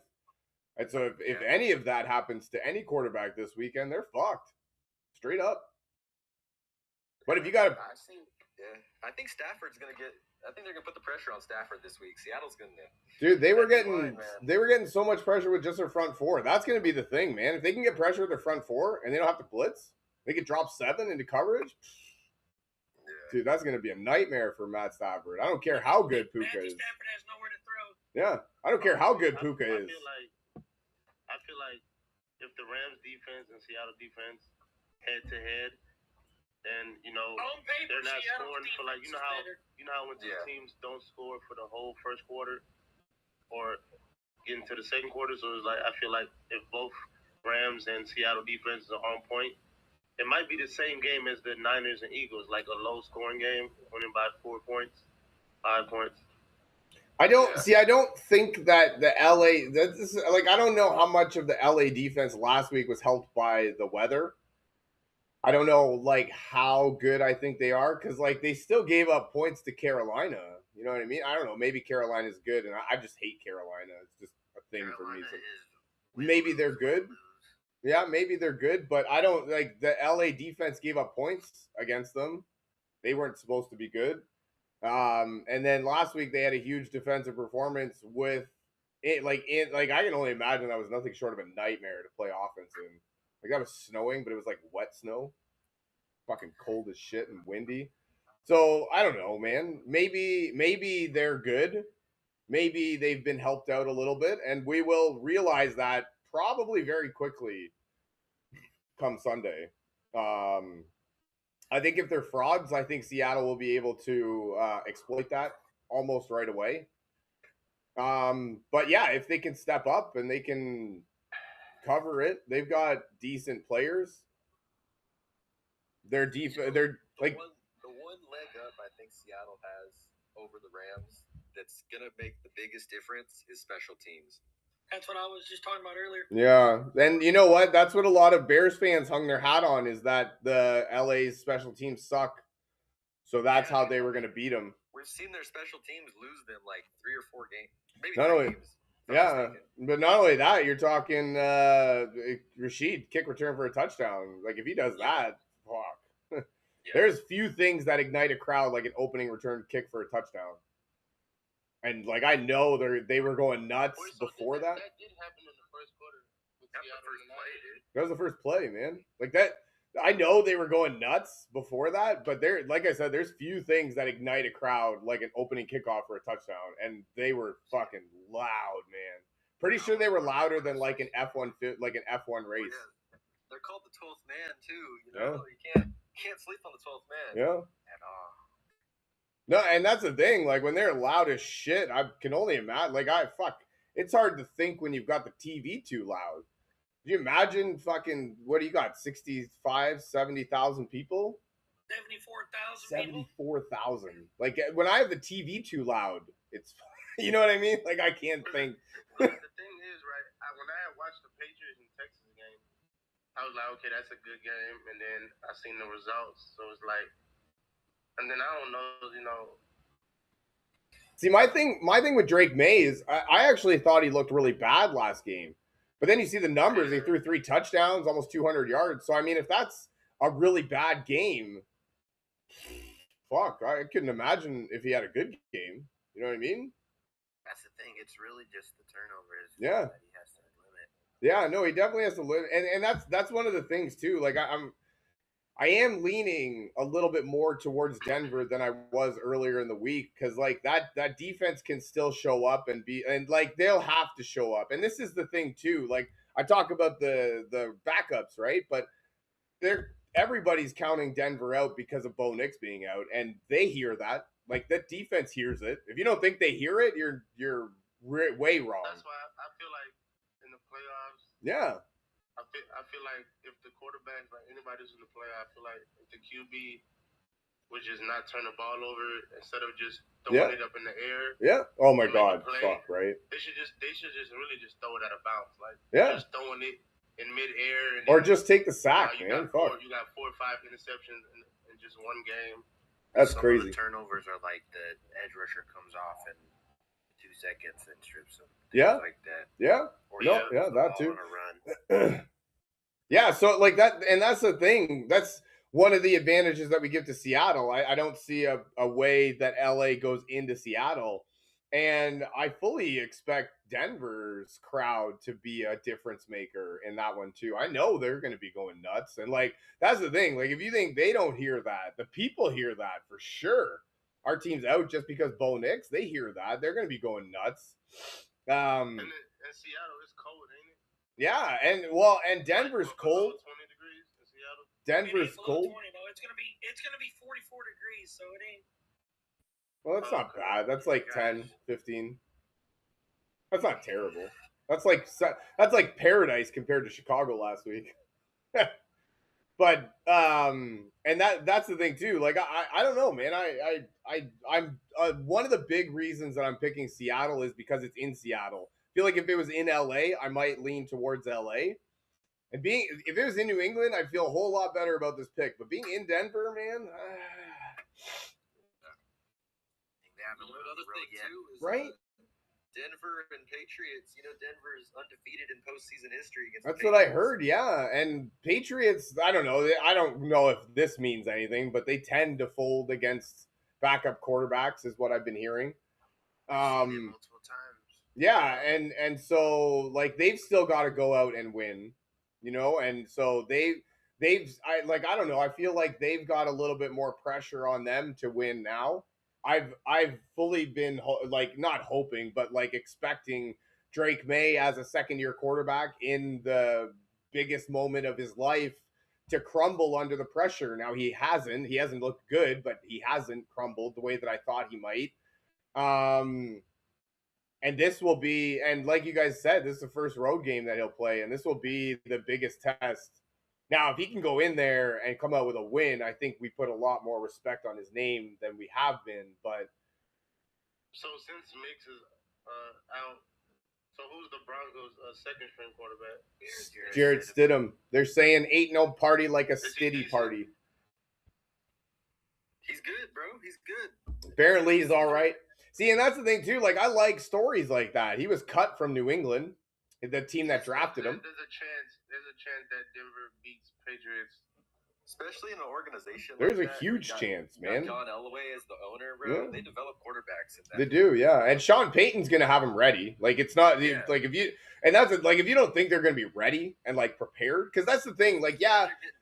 like yeah, he hasn't thrown any passes in the thing, but he's still been in the quarterback room. He's still been coached by the coaches. He's still been in practice. He's still been with the guys. So like, yeah, he doesn't have any like regular season snaps, but it's not like he's just a walk off from the street. He's been there the whole year. Yeah, that defense will keep him in the game. I think so. They gave up 5 turnovers. Like they got 5 turnovers last week and gave up 30 points. They'll have to clean that up. I do think that Josh Allen had a lot to do with that, and I don't think New England's offense is the Josh Allen level yet. So it'll be interesting. Yeah. I'm just hoping for a good game, man. I just want a good game. Me too. Like I think Seattle, LA has game of the year potential. Like it's got game of the century potential. That's the Super Bowl Sunday. Yeah, I'm with you, Michael. I'm really with you on that one. I hate to say it, but that's Super Bowl Sunday. Yeah. So is it Bo Nix out? Like for good? He can't come back. No. Well, he broke. ankle. I mean, he only broke his ankle. Like, come on, man. Put him out there in a wheelchair. Right? Fuck. Dude, he threw for 45 yards on a broken ankle. Like, and dude, don't you throw? So is it Throw. confirmed, like, does he He's permanently out. No, it was confirmed after the game. He broke his ankle. He's done for the season. Oh wow. Yeah. I know that gotta suck. Trying to see if your team can get to the bowl. Right? But maybe not, because history repeats itself, and they won one with Brock Osweiler when Peyton Manning went out. Yeah. Nick Foles won a Super Bowl with Philadelphia. Yeah. Like it's not it doesn't not happen, and that's my thing too. Like exactly what I was saying. Brock Osweiler, Nick Foles, like these guys, okay, they don't play, but they're still there. They're in the quarterback room. They're still getting coached. How accurate it is. So whenever a team gets sent home from the playoffs, would they still be able to, like, say if Denver make the bowl, right? Will no, that's not what I'm trying to say. I'll say, yeah, so if Denver make the bowl, Bo Nix, will he still be like, he'll still be on the sidelines, right? He'll just probably not be there at all. Yeah, I would. You can go see the game, but you're not able to participate. Yeah, it depends though.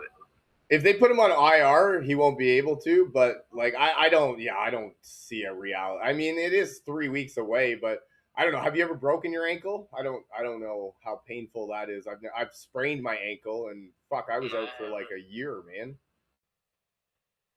So yeah, I don't. I tore my ACL my college year, so dude, no. Right. So how long did it take you to heal, Michael? When you everybody's body's different. So some of these players, like for example, I'm gonna use Fred Warner as an example because the dude pushed through and he was gonna be back next week. So that's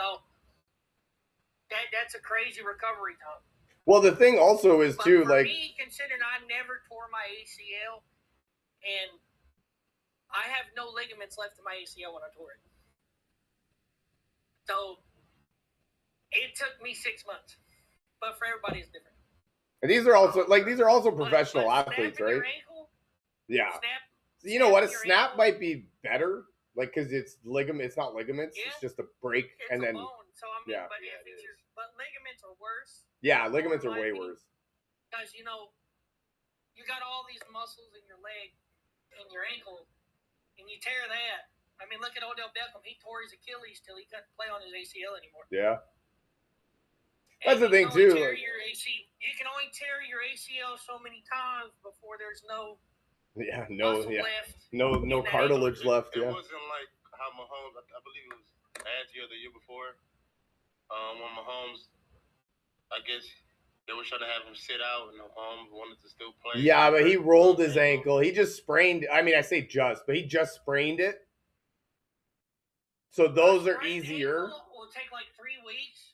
But I mean, if like you said, like I said, it depends on people. And Mahomes didn't want to lose that game. Yeah, no, that's the thing too. Like as a player who's played football, you do everything you can. You want to see your team win, and that means if you go out there risk on an ankle, you just risk it. Yeah. You can tell he was injured the way he was running and things like that. Oh yeah, he was totally injured. And I know he was yelling, saying he didn't want to sit out. Oh yeah, he was arguing hard. Yeah. But that's the yeah. risk. Like these players, you know, they don't. We're all humans, and they don't realize that sometimes, you know, you go out there and you can go back on that same ankle, and then at this time, if you get tackled and you roll it again, you know, you risk the chance of tearing an ACL, Achilles, or even breaking your ankle. Yeah. That being said, like Daniel Jones. Yeah. He took 3 steps back, went to throw the ball, and his Achilles just dropped him. Sauce Gardner, he was going across the field. He was going across the field, and he just felt it. Fail and accidentally cut the back of your foot where your ankle starts, and it's hard for you to walk on. Yeah. Just picture an Achilles is 10 times worse to pain. I believe it. Yeah, I believe that. Oh no, you'll feel it when the muscles tears in the Achilles. You'll feel it. I never broke a bone, but I've always. When I was skateboarding, I fell down my Achilles.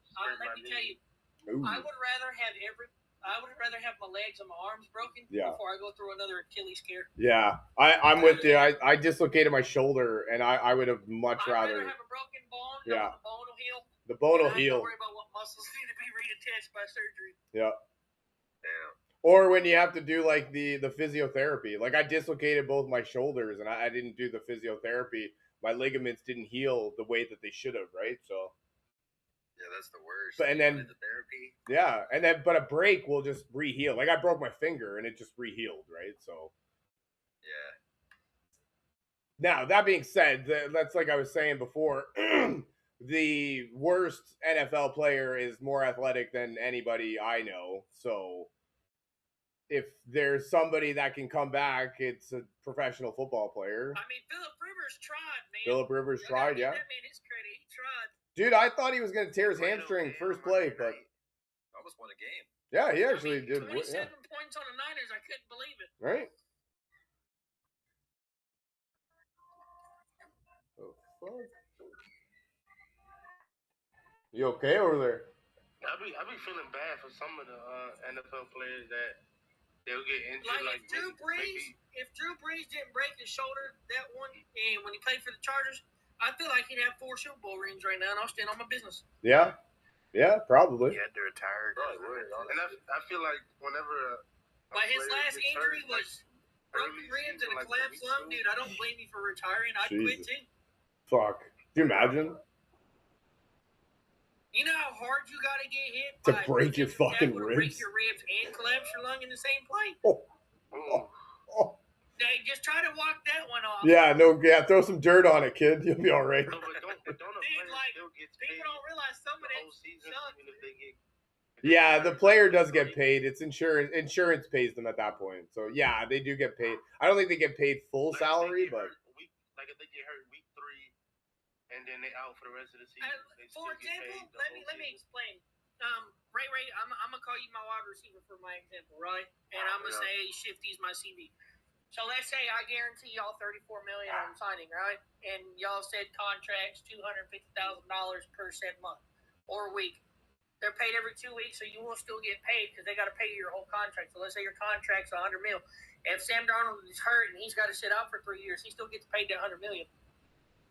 Because their salary. They have to pay you. Yeah.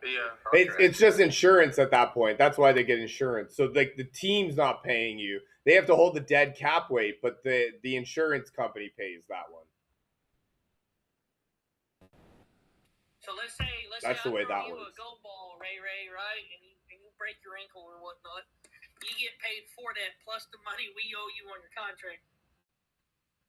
Yeah, that's true too. Oh, okay. I'll follow it. So I don't understand why that guy. They have to pay you. If you get hurt and they don't pay you, dude, you can literally sue the NFL, I believe. Well, that's breach of contract right there, right? So. Yeah. I mean, yeah, it's like the players are, and that's the thing too. Like it's such a business aspect to a certain before it is anything. So that's where like they're all. Let me ask you all this, right? Like with NBA players, like for example, like Kyrie Irving, I like him as a player, but some people think sometimes he doesn't feel like he wants to play. He just want to get paid. So he'll just not play or sit out. My thing about Kyrie Irving is that he wanted it in his contract that he didn't have to play back-to-back games. Could you imagine having to go to work 2 days in a row? Oh my god, that sounds terrible. Fuck. Right. So do y'all feel like in the NFL some players don't want to play and just choose to Yeah, I mean, sit Brandon. out or just Sorry be at to home? use this as an example. Brandon Ayuk's one of them players. He didn't play for y'all all year. That's true. Right. You know what? I'm Anthony sorry to bring that Richardson up. is another They- one too they from hit both my Indianapolis. Like Anthony Richardson from Indianapolis. Like what's his face thing goes down, Daniel Jones, and like Anthony Richardson didn't even get talked about. It was we need Phillip Rivers. We need 75-year-old Phillip Rivers who haven't played in the 5 years over our young promising quarterback that should be fucking the face of our franchise. Somebody asked me if I just sell a turtle suit. Turtle Because suit. when I ask that, it's because like it's like basketball. Like my favorite player is LeBron. So when I see he have a You need to get a on new his favorite leg, player. He on the court laughing and walking and running a little bit. I'm thinking he's not really hurt. No, When he all doesn't over care, the court dude. Are you doing kidding this, me? doing that, it's like, The amount of money that he's getting paid, he doesn't care. Not a chance. Did you say the LeBron injury? Yeah, like you know how when LeBron will get hurt, but it's not a serious injury, but you see him running, you see him doing everything else, and everybody's like, he's not really hurt. He's just choosing when to play because at this point, he's just playing for fun, regardless of the impact. So it's like, No, he's playing in hopes to cement his legacy as the greatest of all time, which he'll never even come close to. I don't think he's faking injuries though. No, he's not Like saying the last faking one he had. injuries. He's just saying that you can tell something's wrong and he doesn't seem to be in it. I'm with you on that one. He doesn't seem to be in it anymore. And yeah, I could see that. They some players just don't care. They just take their money. Even if it's not a serious injury, and I understand every player want to support their team on the sidelines, but I feel like if you're actually injured, maybe you should just stay home or just like rest up. But everybody have their own different ways. But I feel like if you're all over the court or you're doing this, doing that, you're not as injured as as you say you are. But that's the thing. If he doesn't show up, then they'll say, "Why isn't he there?" It's kind of a double standard. If I'm honest, I think the Lakers should trade LeBron for whatever they can get and fucking get rid of him. Rid themselves of that headache. So and cut Bronny. What team will get him? Anybody, whoever wants to give me a fucking bucket of water bottles for him. Right? If he go to Dallas, I think it's gonna be raps. Go to Dallas. They gotta get something for him. Yeah. No, but they can. Braun is not the GOAT. Come on. But that's the thing. I think that teams will pay for LeBron, and you could get like the way that they trade draft picks nowadays. Fuck, you could probably get like 2 first-round draft picks for him. Throw in him and somebody else, and like I think they should get whatever they can for him. I think it's more of a headache to have him than anything. What's up? Since you're a Ravens fan, right? Yeah. We literally got Mike McDonald for a 6-year deal, $9 million per year. I know. That's pocket change for Right? a head coach. 100%, man. Wait, that's his contract? Yeah. Yeah, but we got Mike McDonald for a 6-year deal worth $9 million per year. Yeah. So what? 56 million? Fuck. John Harbaugh just signed for 100 million. The crazy thing about that too is that when Mike McDonald was on the Ravens, we had the #1 defense in the league. And what happened when he left? Right? Yeah, we got rid of Patrick Queen. Fuck, we turned to Zach Orr. Respect to the Ravens fans, but y'all's GM's a complete dumbass for letting McDonald leave. Yeah, see, we like the GM though. I think a lot of it had to do with In my opinion, Mike McDonald has proven why he was a better coach than John Harbaugh, and he would have made a better coach for the Ravens. I mean, yeah, hindsight is always 2020. I think a lot of it just has to do with the fact that they go on that fact that Harbaugh got that 1 Super Bowl for us. So Yeah. they thought that he could keep doing it, and we were getting close. And we were getting close. That's the thing, yeah. Yeah. They took a risk, and it didn't pay off, Yeah, no, and that's the thing. Like, we always finish near the top of the. Watch Mike McDonald actually win a Super Bowl. That's Yeah. true. That's true. Yeah. No, and that's the thing. Like, we're always near the top of the league. We're always Lamar's always a perennial MVP candidate. So, yeah, I don't know. I like that's the thing. Like, I think maybe our GM kind of duffed this one, but I got full trust in the GM. He drafts fucking wicked, man. Wait, so Michael, so what's Sam Darnold? What's his contract? I know it's We guaranteed him $34 million, but it's a 3-year, $100 million deal, and you can't tell me that ain't pocket change for a QB. That's crazy. Look. For example, look at Patrick Mahomes. They paid him a 10-year, $500 million deal. I think his cap hit is like $75 million. $250 for like a 4-year deal. Yeah. Josh Allen, same thing. Give me 1 minute. I got you. Hold on. Josh Allen, same thing. I'm gonna do 5 QBs. I'm gonna go by Patrick Mahomes, Josh Allen, Lamar, and Burrow, and then we'll compare. We'll see the difference. Yeah, see, that's the thing. Like, it's easy to say that Sam Darnold is a bargain now, but before the season, his contract's a 5-year, $260 million. So that's why the Ravens don't have the cap space to get players. No offense. And just to sign his name, he made $72.5 million. Just to put his name, Lamar Jackson, on a piece of paper, sign me up, Doug. Yeah. I mean, that's crazy, right? Yeah, that's crazy. Now watch, Josh Allen, $330 million on a 6-year deal and $250 guaranteed. Damn. And it's no money. That's why they don't have no help. No, dude. NBA money is different. Let's be honest, though, that Bills team at the beginning. Earl Burrow's contract is a 5-year, $275 million. He makes an average salary of $55 million and guaranteed $119 with a signing bonus. Who's that? Joe Burrow. Now listen, I'm gonna read y'all Sam Darnold. Why Seattle has. And What you said? Joe Burrow. How much? $275 million. His average salary he makes in USD. Damn. And now look, now this is the difference between when you get a quarterback that's willing to take a big cut, right? Not necessarily, Michael. I got to cut you off there because nobody at the beginning of the season thought Sam Darnold was worth $34 million. And based off what he did before, yeah, now it looks like a bargain. You're not wrong. It was a good thing that you took a swing on him. But yeah, like in the beginning of the season, everybody called you crazy. The thing is, his guarantee is only $37.5. $34 million for fucking Sam Darnold? Are you kidding me? Yeah, right? For fucking Sam Darnold? For fucking Sam Darnold? Like, that's crazy talk to me. Yeah, it worked out. You're not wrong. No, and that's what I mean. In hindsight, it was a great deal, 100%. It's a good thing you guys took a chance on him. But I don't think. Yeah, hindsight is always 2020. Yeah. Joe Burrow signed his after he lost the Super Bowl to LA. So, like, he's on a rookie deal still. He's probably like, yeah, he's probably only like 10, 12 million. Yeah.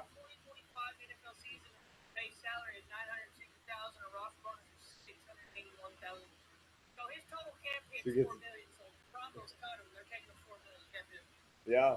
Well, and that's the thing. That's like Zora was just saying. A lot of the Seahawks players are rookie deals. So.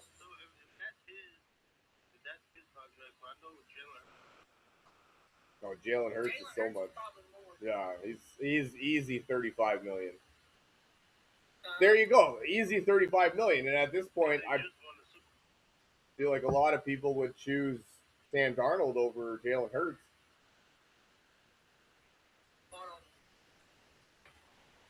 And that's the thing, like Zora was saying. 50. Yeah, $50 million. Say that again. $255 million with $110 million full guarantee that he just signed his name on a piece of paper, man. Hey, So do you see what I'm saying? But sometimes when you sign these quarterbacks for these big contracts, you can't build around them. Sometimes, but other times you sign Patrick Mahomes to a big contract and he wins Super Bowls. Yeah. Right? So I'm just saying it's not always a given to pay that quarterback that type of. Yeah, but the quarterback is the most important position on the team, so. Does it guarantee for the team? No, dude, if it's $255 million over 5 years, that's win, lose, or draw in the Super Bowls. So the team and QB, do they get the same amount when they win the Super Bowl? So The actually, QB gets paid the same amount he's supposed to be paid. So yes. they only get paid for the regular season. The playoffs, their contract stops. It's not like that. But but you can have incentives, and what I mean by this, Sam Darnold had one. If he threw 4,000 passing yards, we paid him another $500K. Yeah. If he won his first playoff game, he made $1.5 million. $1.5 million last $2 week. million in that playoff game. Damn. But that's the thing, Ray.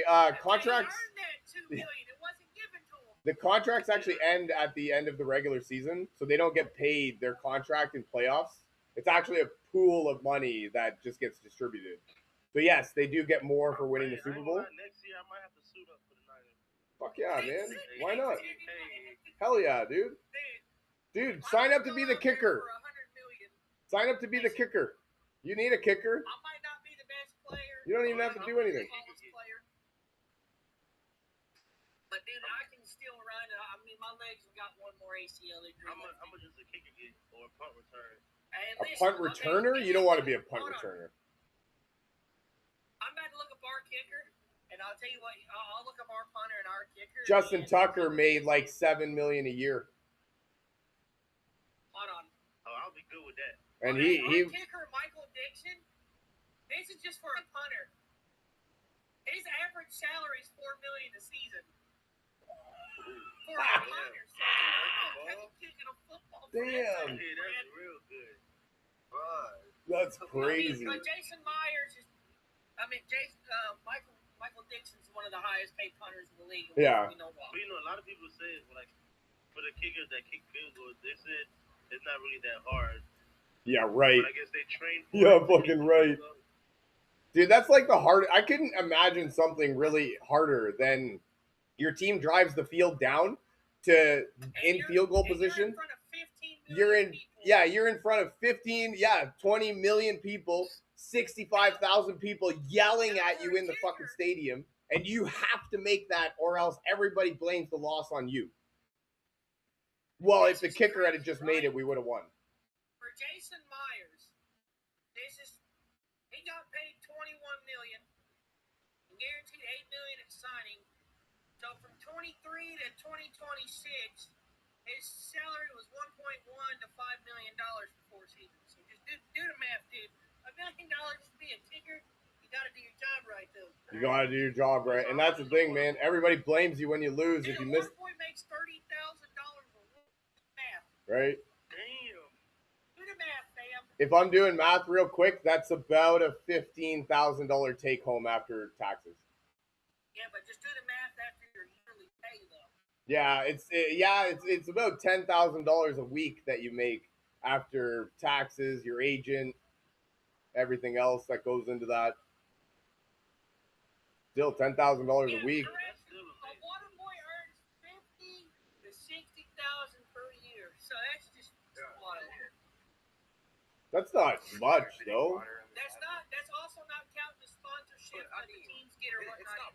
It's not much. No. Like to be a water boy to distribute water. I mean, it would be cool, but like, see, we think it would be cool, but I can only imagine it's not as cool as we think. I can only imagine those guys are like fucking divas. That's a lot of travel. But see, this is Yeah. the thing. I can only imagine the You players get are fucking free assholes. Health insurance, free mental health, dental, and paid holidays. Plus, your flights to the games are also free. So I mean, Yeah, but you don't go to watch the game. You go to be the water yeah, no, boy. Like, though. that's the thing. Like, I can only imagine the players are fucking assholes, and like they need things at a certain time, and if But you the score too downside is much, if you know what I mean? Like, if you fucking don't bring the water bottle out in time, like if you fucking have to tie your shoe real quick, See, like, the thing about the water boy parties, they're no. not paid here. I don't think it's as good as job as we think it might be. I just noticed what your profile is. Is that a hawk tearing apart a ram? Yes, it is. No way. Don't big screen that, bro. No, it's not. No. This dude is savage. For like 2 hours and somebody finally saw it. This dude is savage. Hey, I got plenty of AI ones. I mean, hold on. Yeah, I got those too. That dude is savage. No, I got. Uh-oh. But that's the thing too. Like There we go. I'm really kind of There's leaning something good one. towards Denver more than I was It's like earlier. Oh my God, no way. Oh. Bro, I got. Damn. I got another one. Hold on. This is my other one. We're going Niner hunt. Nah.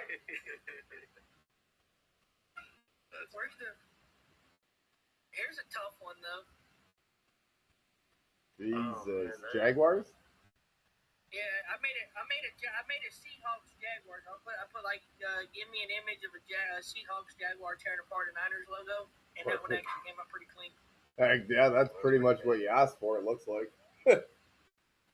What field is that? Century Field? This is the other one it gave me though. This one's tough. Ooh. Damn. Fucking savage. I gotta find the one where I'm. That's savage. That's some savagery right there. First way Oh my God. class. No way. Yeah, Help! this one's better. They're getting dropped out of there.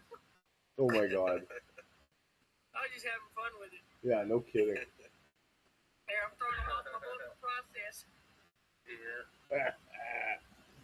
Me and Ray was having a meme war with this stuff, dude. You know what's so crazy? I don't know if Michael, if you're gonna agree, but I feel like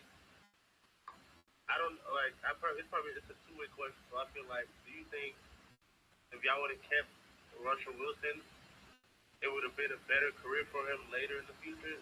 Hell no. No, and I'll tell you why. So what people don't want to admit, regression's a thing for all players. All right. So if we would have kept Russell Wilson until now, Yeah. those years with the Broncos would have happened to us, and those Yeah. years with the Giants would have happened to us. Fun fact, the highest paid player on the Denver Broncos roster right now is Russell Wilson. He's still getting paid. The highest. I thought he's on the Steelers. He's retired But now, I think. The Broncos still owe him $500 million. Yeah, the Broncos are still. He's still the highest. Yeah, he's still the highest paid player on the Broncos. So technically, Russell Wilson's paid with the Broncos. He made $26.7 million per touchdown he throws. Wow. That's $8 million a minute. Do the fucking math. So if he throws, I'm just saying, if he threw a touchdown, right? Yeah. Just when he was with the Broncos, they said estimate, right? Because he didn't throw that many. That's what it was. Like, it's not like he gets paid $20 million per touchdown. Now hear me out though. I'm gonna read this contract down to a T. The 5-year was $242 million with $161 guaranteed. Jesus. To be fair, he was supposed to be worth it. $2 million and a signing bonus of $8 million. So there's where the $500 million comes in. While carrying a cap hit of $11 million, $32 million against the Broncos salary cap, and they have to pay that $32 million to run. It's crazy. Jesus. You know how much money a player would get, or a QB would get, or any player, like per touchdown, whether you're a wide receiver or running back? Hold on. Let me factor this in. It just depends on your. It's the. I'll be ready to suit up with any team. It just depends on your amount of touchdowns. 20, 30. Okay. You ain't getting $30 million unless you're fucking CD Lamb, Justin Jefferson. Okay, so see, when we signed Ken Walker in 2022, everybody's gonna be like, this ain't a lot of money, but for just your first year coming in, a lot of people don't see $705,000 in their first year. Yeah. Not a lot of people. But that's your base salary, and then your signing bonus is $829,000. So that's not bad. Yeah. So what about a base rookie? That's for a rookie contract. Kenneth Walker's still on his rookie contract, so just keep this in mind. His 4 years is $8 million.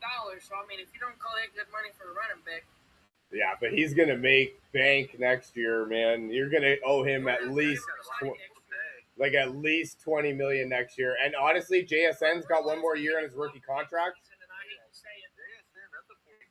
Dude, if JSN's only got 1 year left on his rookie contract, if I'm JSN, I don't step foot on a field for you next year until I get $40 million a year. So how is it? Yeah. I would. Like, it's see, this is what I mean. Like, I don't mean it to be like a diva thing. I don't mean it to be like a disrespectful thing. I mean it as just a strictly business decision. Like, I'm JSN. I just had the best year of my career. I only have 1 year left of my deal. Why am I going to risk playing, injuring myself, not being able to get the type of money that I think I should be owed just because I injured myself? So it's yeah, and for me, it's nothing more than a business decision. It's not a diva. It's not disrespect. It's direct deposit. It'd probably be direct deposit, just like a regular. It's a business, right? So it's just like any other company. And that's what I mean, though. Like, for me, like, they don't do it for the money; they play for the sport. yeah, see, that's stupid in my eyes. Like, okay, yeah, I'm not saying that JSN's a diva. I'm not saying that he doesn't want to play for the love of the game. I'm just saying it's a business decision. It's a business I didn't before. say JSN. I'm just saying some players in general, like Some- Ray Lewis. He said he had a love for the game. Yeah. He loved to play the game.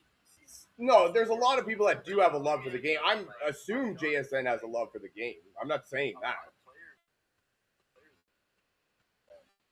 Like, let's just be honest. What, the love of the game? So let me ask you this, right? No, exactly. You're right. It is. It's money at this point. Like, I'm a Toronto Blue Jays fan. Bo Bichette just left Toronto to go to the Mets because he got offered $45 million a year.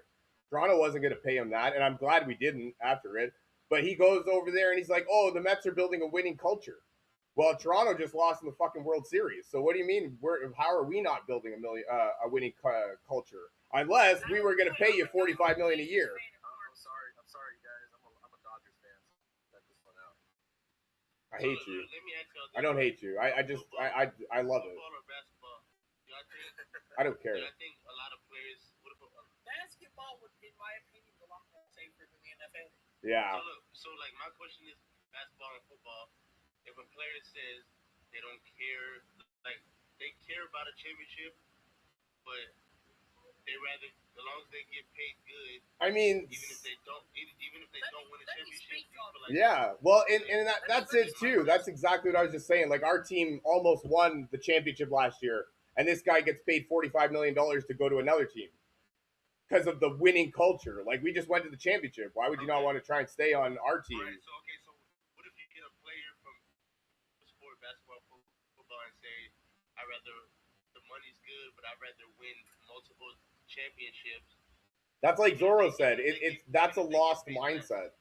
That's a lost mindset nowadays. It's more of an old mindset. Yeah. I'm not saying it doesn't exist. Yeah. Like, Yeah. It's more of like a loyalty thing at that point. You know, it's My not. thing is, right, say if I was in the NBA or NFL, I feel like money's going to come, even if you don't get as paid as much as the other players. I feel like I'd rather achieve a goal as in winning the Super Bowl, winning the NBA Finals, Okay. rather than I just look at it as like a human aspect, right? If this guy makes more money than you, he's gonna be a fucking dick, for real. Like, you think about it. People with more money, they're just a fucking dick. So he's gonna be a dick to you. Why? Because he makes more money. And then what it's gonna be is gonna be, well, I make more money than you, so you can't say anything. Or why am I gonna pass the ball to you? I make more money than you. Why am I gonna get you open? I make more money than you. Say if a player has more than, like, That's probably even worse. they have more money than you. I can say, oh yeah, I won Super Bowl. But how many rings have you won? But all they're gonna say is, oh, How much money do you have? I can buy your Super Bowl rings. I can buy your team. That's my point. Like, I understand what you're saying, Ray, and I would really love it to be something like that. Rather any sport, I feel like if you've been in the league more than 10 years or longer, you haven't. I know it's hard to win it all, but I feel like that should be every mindset of a player, regardless if you get paid good or not. You should be like, okay, I've been in the league for so long, I would like to win at least one See, or two. you're thinking of it as a fan. Ring chaser. And I totally understand as a fan what you're talking about. I get it. I'm not trying to discount anything. Put yourself in in the shoes of a player. Like, this is a business at the end of the day. The league makes money off of you, right? So, like, if the league's making so much money, that's why college football players get paid now, because the league was making so much money off the players. So why don't I get any of that? You know what I mean? And then you're making so much money off of my name. Maybe I take my name out of the equation. Then what? I feel like this is like a really big topic right now. Yeah. Sports, No, I get and I get it. It's honestly, it's only a really big topic. I mean, two reasons. One, because the men get paid more than the women, which is obvious why. but 2, because of the contracts being astronomical. So Michael and everybody. So my last question, right? Do y'all think when it gets to a certain point, like whether any sport for men, do y'all feel like with a player they be like, they don't look like they're gonna win a championship or win a ring no time soon, and it's been 8-9+ years. Do you feel like they just thinking like, okay, I'm just getting paid good, and Yeah. I'm just trying to ball out. I mean, didn't Jerry Rice and Randy Moss go to the Oakland Raiders? You think they went to Oakland because they fucking love the game? Hey, hear me out. Right? I'm gonna use DeMarcus Lawrence here on that question, right? Yeah. Right. DeMarcus Lawrence left Dallas because he literally tweeted, he said, I couldn't win a Super Bowl in Dallas, and that's what I'm here for. So that's one player. And we didn't say they don't exist. They do exist. Yep. There's a lot of players like Yep. Look at Von Miller. You know, he went Yeah. ring chasing after the Broncos. Right. You know? Tried to go sign a couple of teams, get himself a ring. Yeah. Sign for less. 100%. And there is players like that. I'm just saying the majority of people, they don't care about that. And especially nowadays, that's what I'm talking about. Like, you got JSN on the last year of his rookie contract. And if he goes out and gets injured next year, he's going to have to come back to the table with, yeah, but this is what I did last year. And they're going to be like, okay, but this year you were injured. So, like, are you injury prone now? Do you have this in you? Can you do this? So that's like it's a bit, and then he loses out on maybe half the contract that he could have signed this year. And why would I do that? So my next question, say if y'all was in the league, right, rather any sport, like say y'all was in the league for 10 years plus, would y'all rather chase a ring, or y'all rather chase a championship, or rather just along y'all rather chase a paycheck? I mean, honestly, a big contract. if I'm being completely honest, I'd probably just want the most amount of money. Like, why would I care? Why would I care if I get paid? Like, how many? Realistically, though, what did we say? Lamar Jackson's pay is $55 million a year. How many rings does he have? None. And how many rings does Patrick Mahomes have?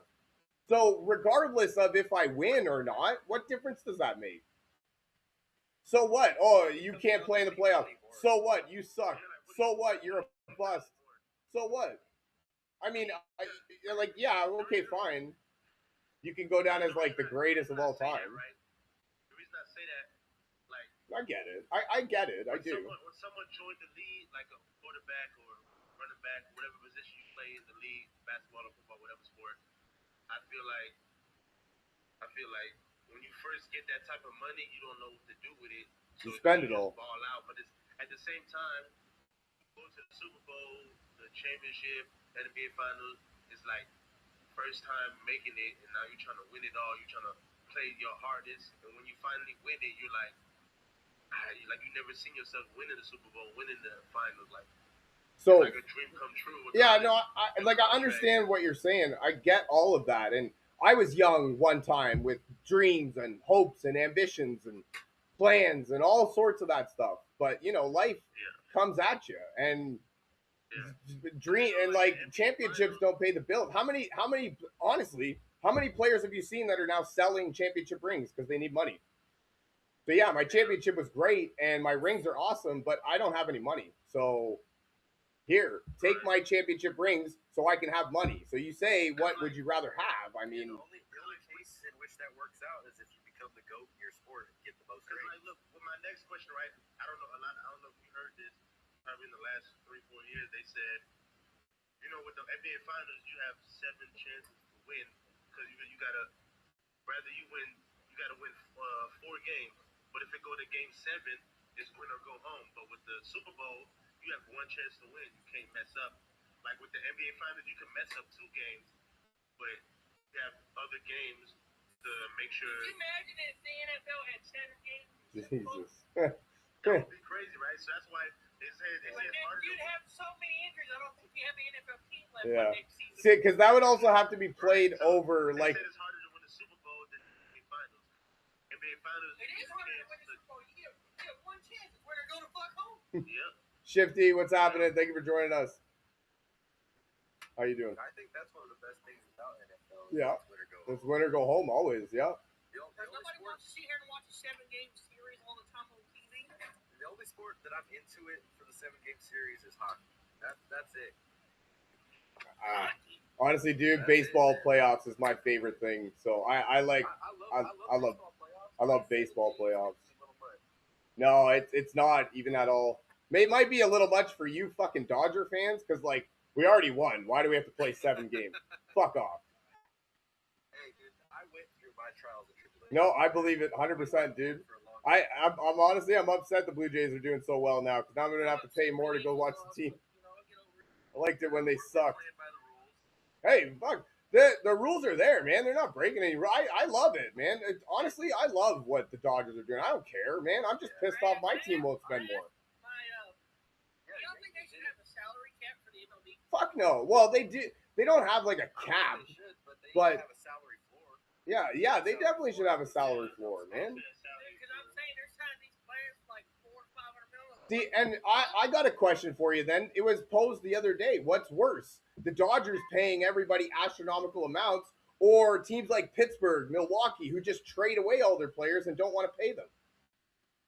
Like, what's worse? I'll say, Right? I think that's worse than what the Chicago White Sox Yeah, are doing, dude. right?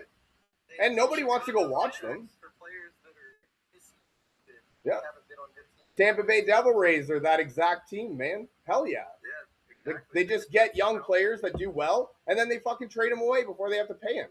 So, like, that's just as bad, if not worse, to me. I don't care. That's a business owner problem, Right? there. That's where you got to fix it. Like with the Broncos. So when will the Broncos be done paying Russell Wilson? I think you said like 500 mil or something Yeah, like that. probably still like 2-3 more years. Yeah. Like, that's It's crazy to think, too, how quick the Broncos got good. Right? And same with New England too. Fuck. So he's getting the Steelers paycheck and Broncos. And Giants. And Giants. The And Giants Giants. still paying him? Yeah. Oh yeah. All these teams have to pay him. It'll be a little bit less from each team because the one team will eat the money and all that sort. Then you start dealing with like the league minimum is like, but the league minimum for a veteran is like $4 million. So yeah, he'll get paid less from each team, but it's still He didn't pay like that, whether you're injured or not. Just basically just sit on money and just chill at home. right. So there you go, Ray. Like I asked you, does the championships really mean anything, or is the money better? Championships are good. You're right. It does feel amazing. Only It will means feel amazing to win a if you're Super Bowl. Brady or fucking, Yeah. you know. Championships only win something if you're good with your money. Like, and that's the thing too. Like, what did Michael was on here talking about? Somebody got like a $750,000 signing bonus as a guy coming out of college.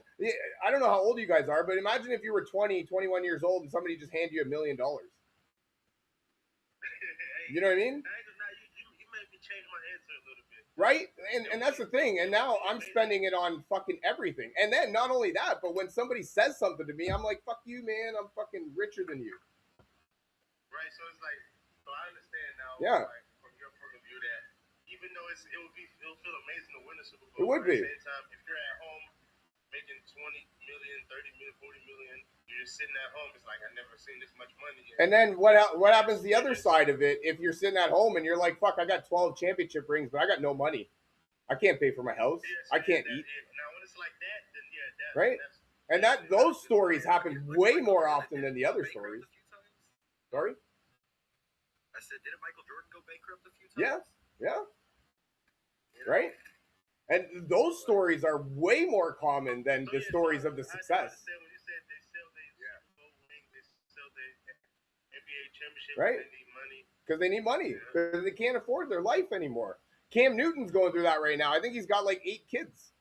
Like, and then imagine having to fucking support 8 kids, and 7 different fucking wives, and 6 different houses, and fucking 25 different cars, and daycare, and you know what I mean? Chelsea, I will. Thank you.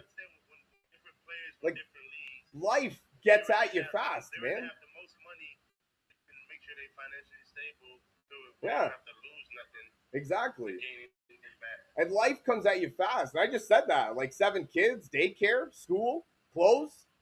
You know what I mean? Yeah. Ex-wives, houses, cars. And then all of a sudden, your money stops. Like your $35 million a year just stops because you don't get that once you retire. You get That's like an NFL player saying, I got 7 rings like Tom Yeah. Brady, but then the other player saying, oh yeah, I got 100 million just sitting in. yeah. Another player, I'm getting paid $20 million by 4 different teams. Right. You know what I mean? And so, yeah, like I understand it. I'm just older now, so like I might have had that thought process when I was younger, but I'm older now, But it's right? like, Life comes also, at you. I understand Life is expensive. Like, even if like maybe the first 4 or 5 years is like, okay, I don't see myself winning the Super Bowl, so I'm gonna make the most of it. But see, that's my thing too. Like JSN has 1 year left on his rookie contract, so even as a rookie, right? Like that's my point more than anything is he's going to go to the end of the rookie contract and come up for another contract. But if he's injured in that 4th year, like you're that's a bad business decision. You just cost yourself how many millions of dollars? Sorry? Yeah. The risk of never playing again. Yeah, what happens then? Yeah, what happens if you fucking DeMar Hamlin yourself and you break your spine and you can't fucking walk? Oh, but at least I almost got a Super Bowl. Cool. Yeah. We sit in a wheelchair. Yeah, right? Like, come on. Yeah, oh, but at least you got that Super Bowl. Yay. Yeah, because they could be like, oh, I got 4 Super Bowls. Like, but do you have a lot of money after you retire? Exactly. And can you afford your lifestyle now that you're in a wheelchair and can't actually do anything? That's why all these guys, like, that's why you see all these guys coming back, man. Like, if you want to hear a weird stat, Phillip Rivers' health insurance was just about to run out. I see why a lot of players don't care for championship rings, NBA or NFL. They need money, like, man. As long as they make the most money. Money talks. Bullshit walks. Yeah, that's true. Right? That's true. Alrighty, guys. I got to get out of here, though. I got to go. All right, man. Thank you very much for joining me, though. You guys were wicked. This was awesome. Hell Yeah, yeah. I would love to have 50 million in my account. Right? Just sit at home. Hell yeah. Yeah. Fuck yeah, man. Yeah, we go live every day, so make sure you guys come back. Hit that follow button. Share this with your friends or anyone who has an opinion. And let's rock it out. Thank you very much for joining me, guys. I hope you have a wicked rest of your day. Happy Friday. Happy weekend. Let's rock.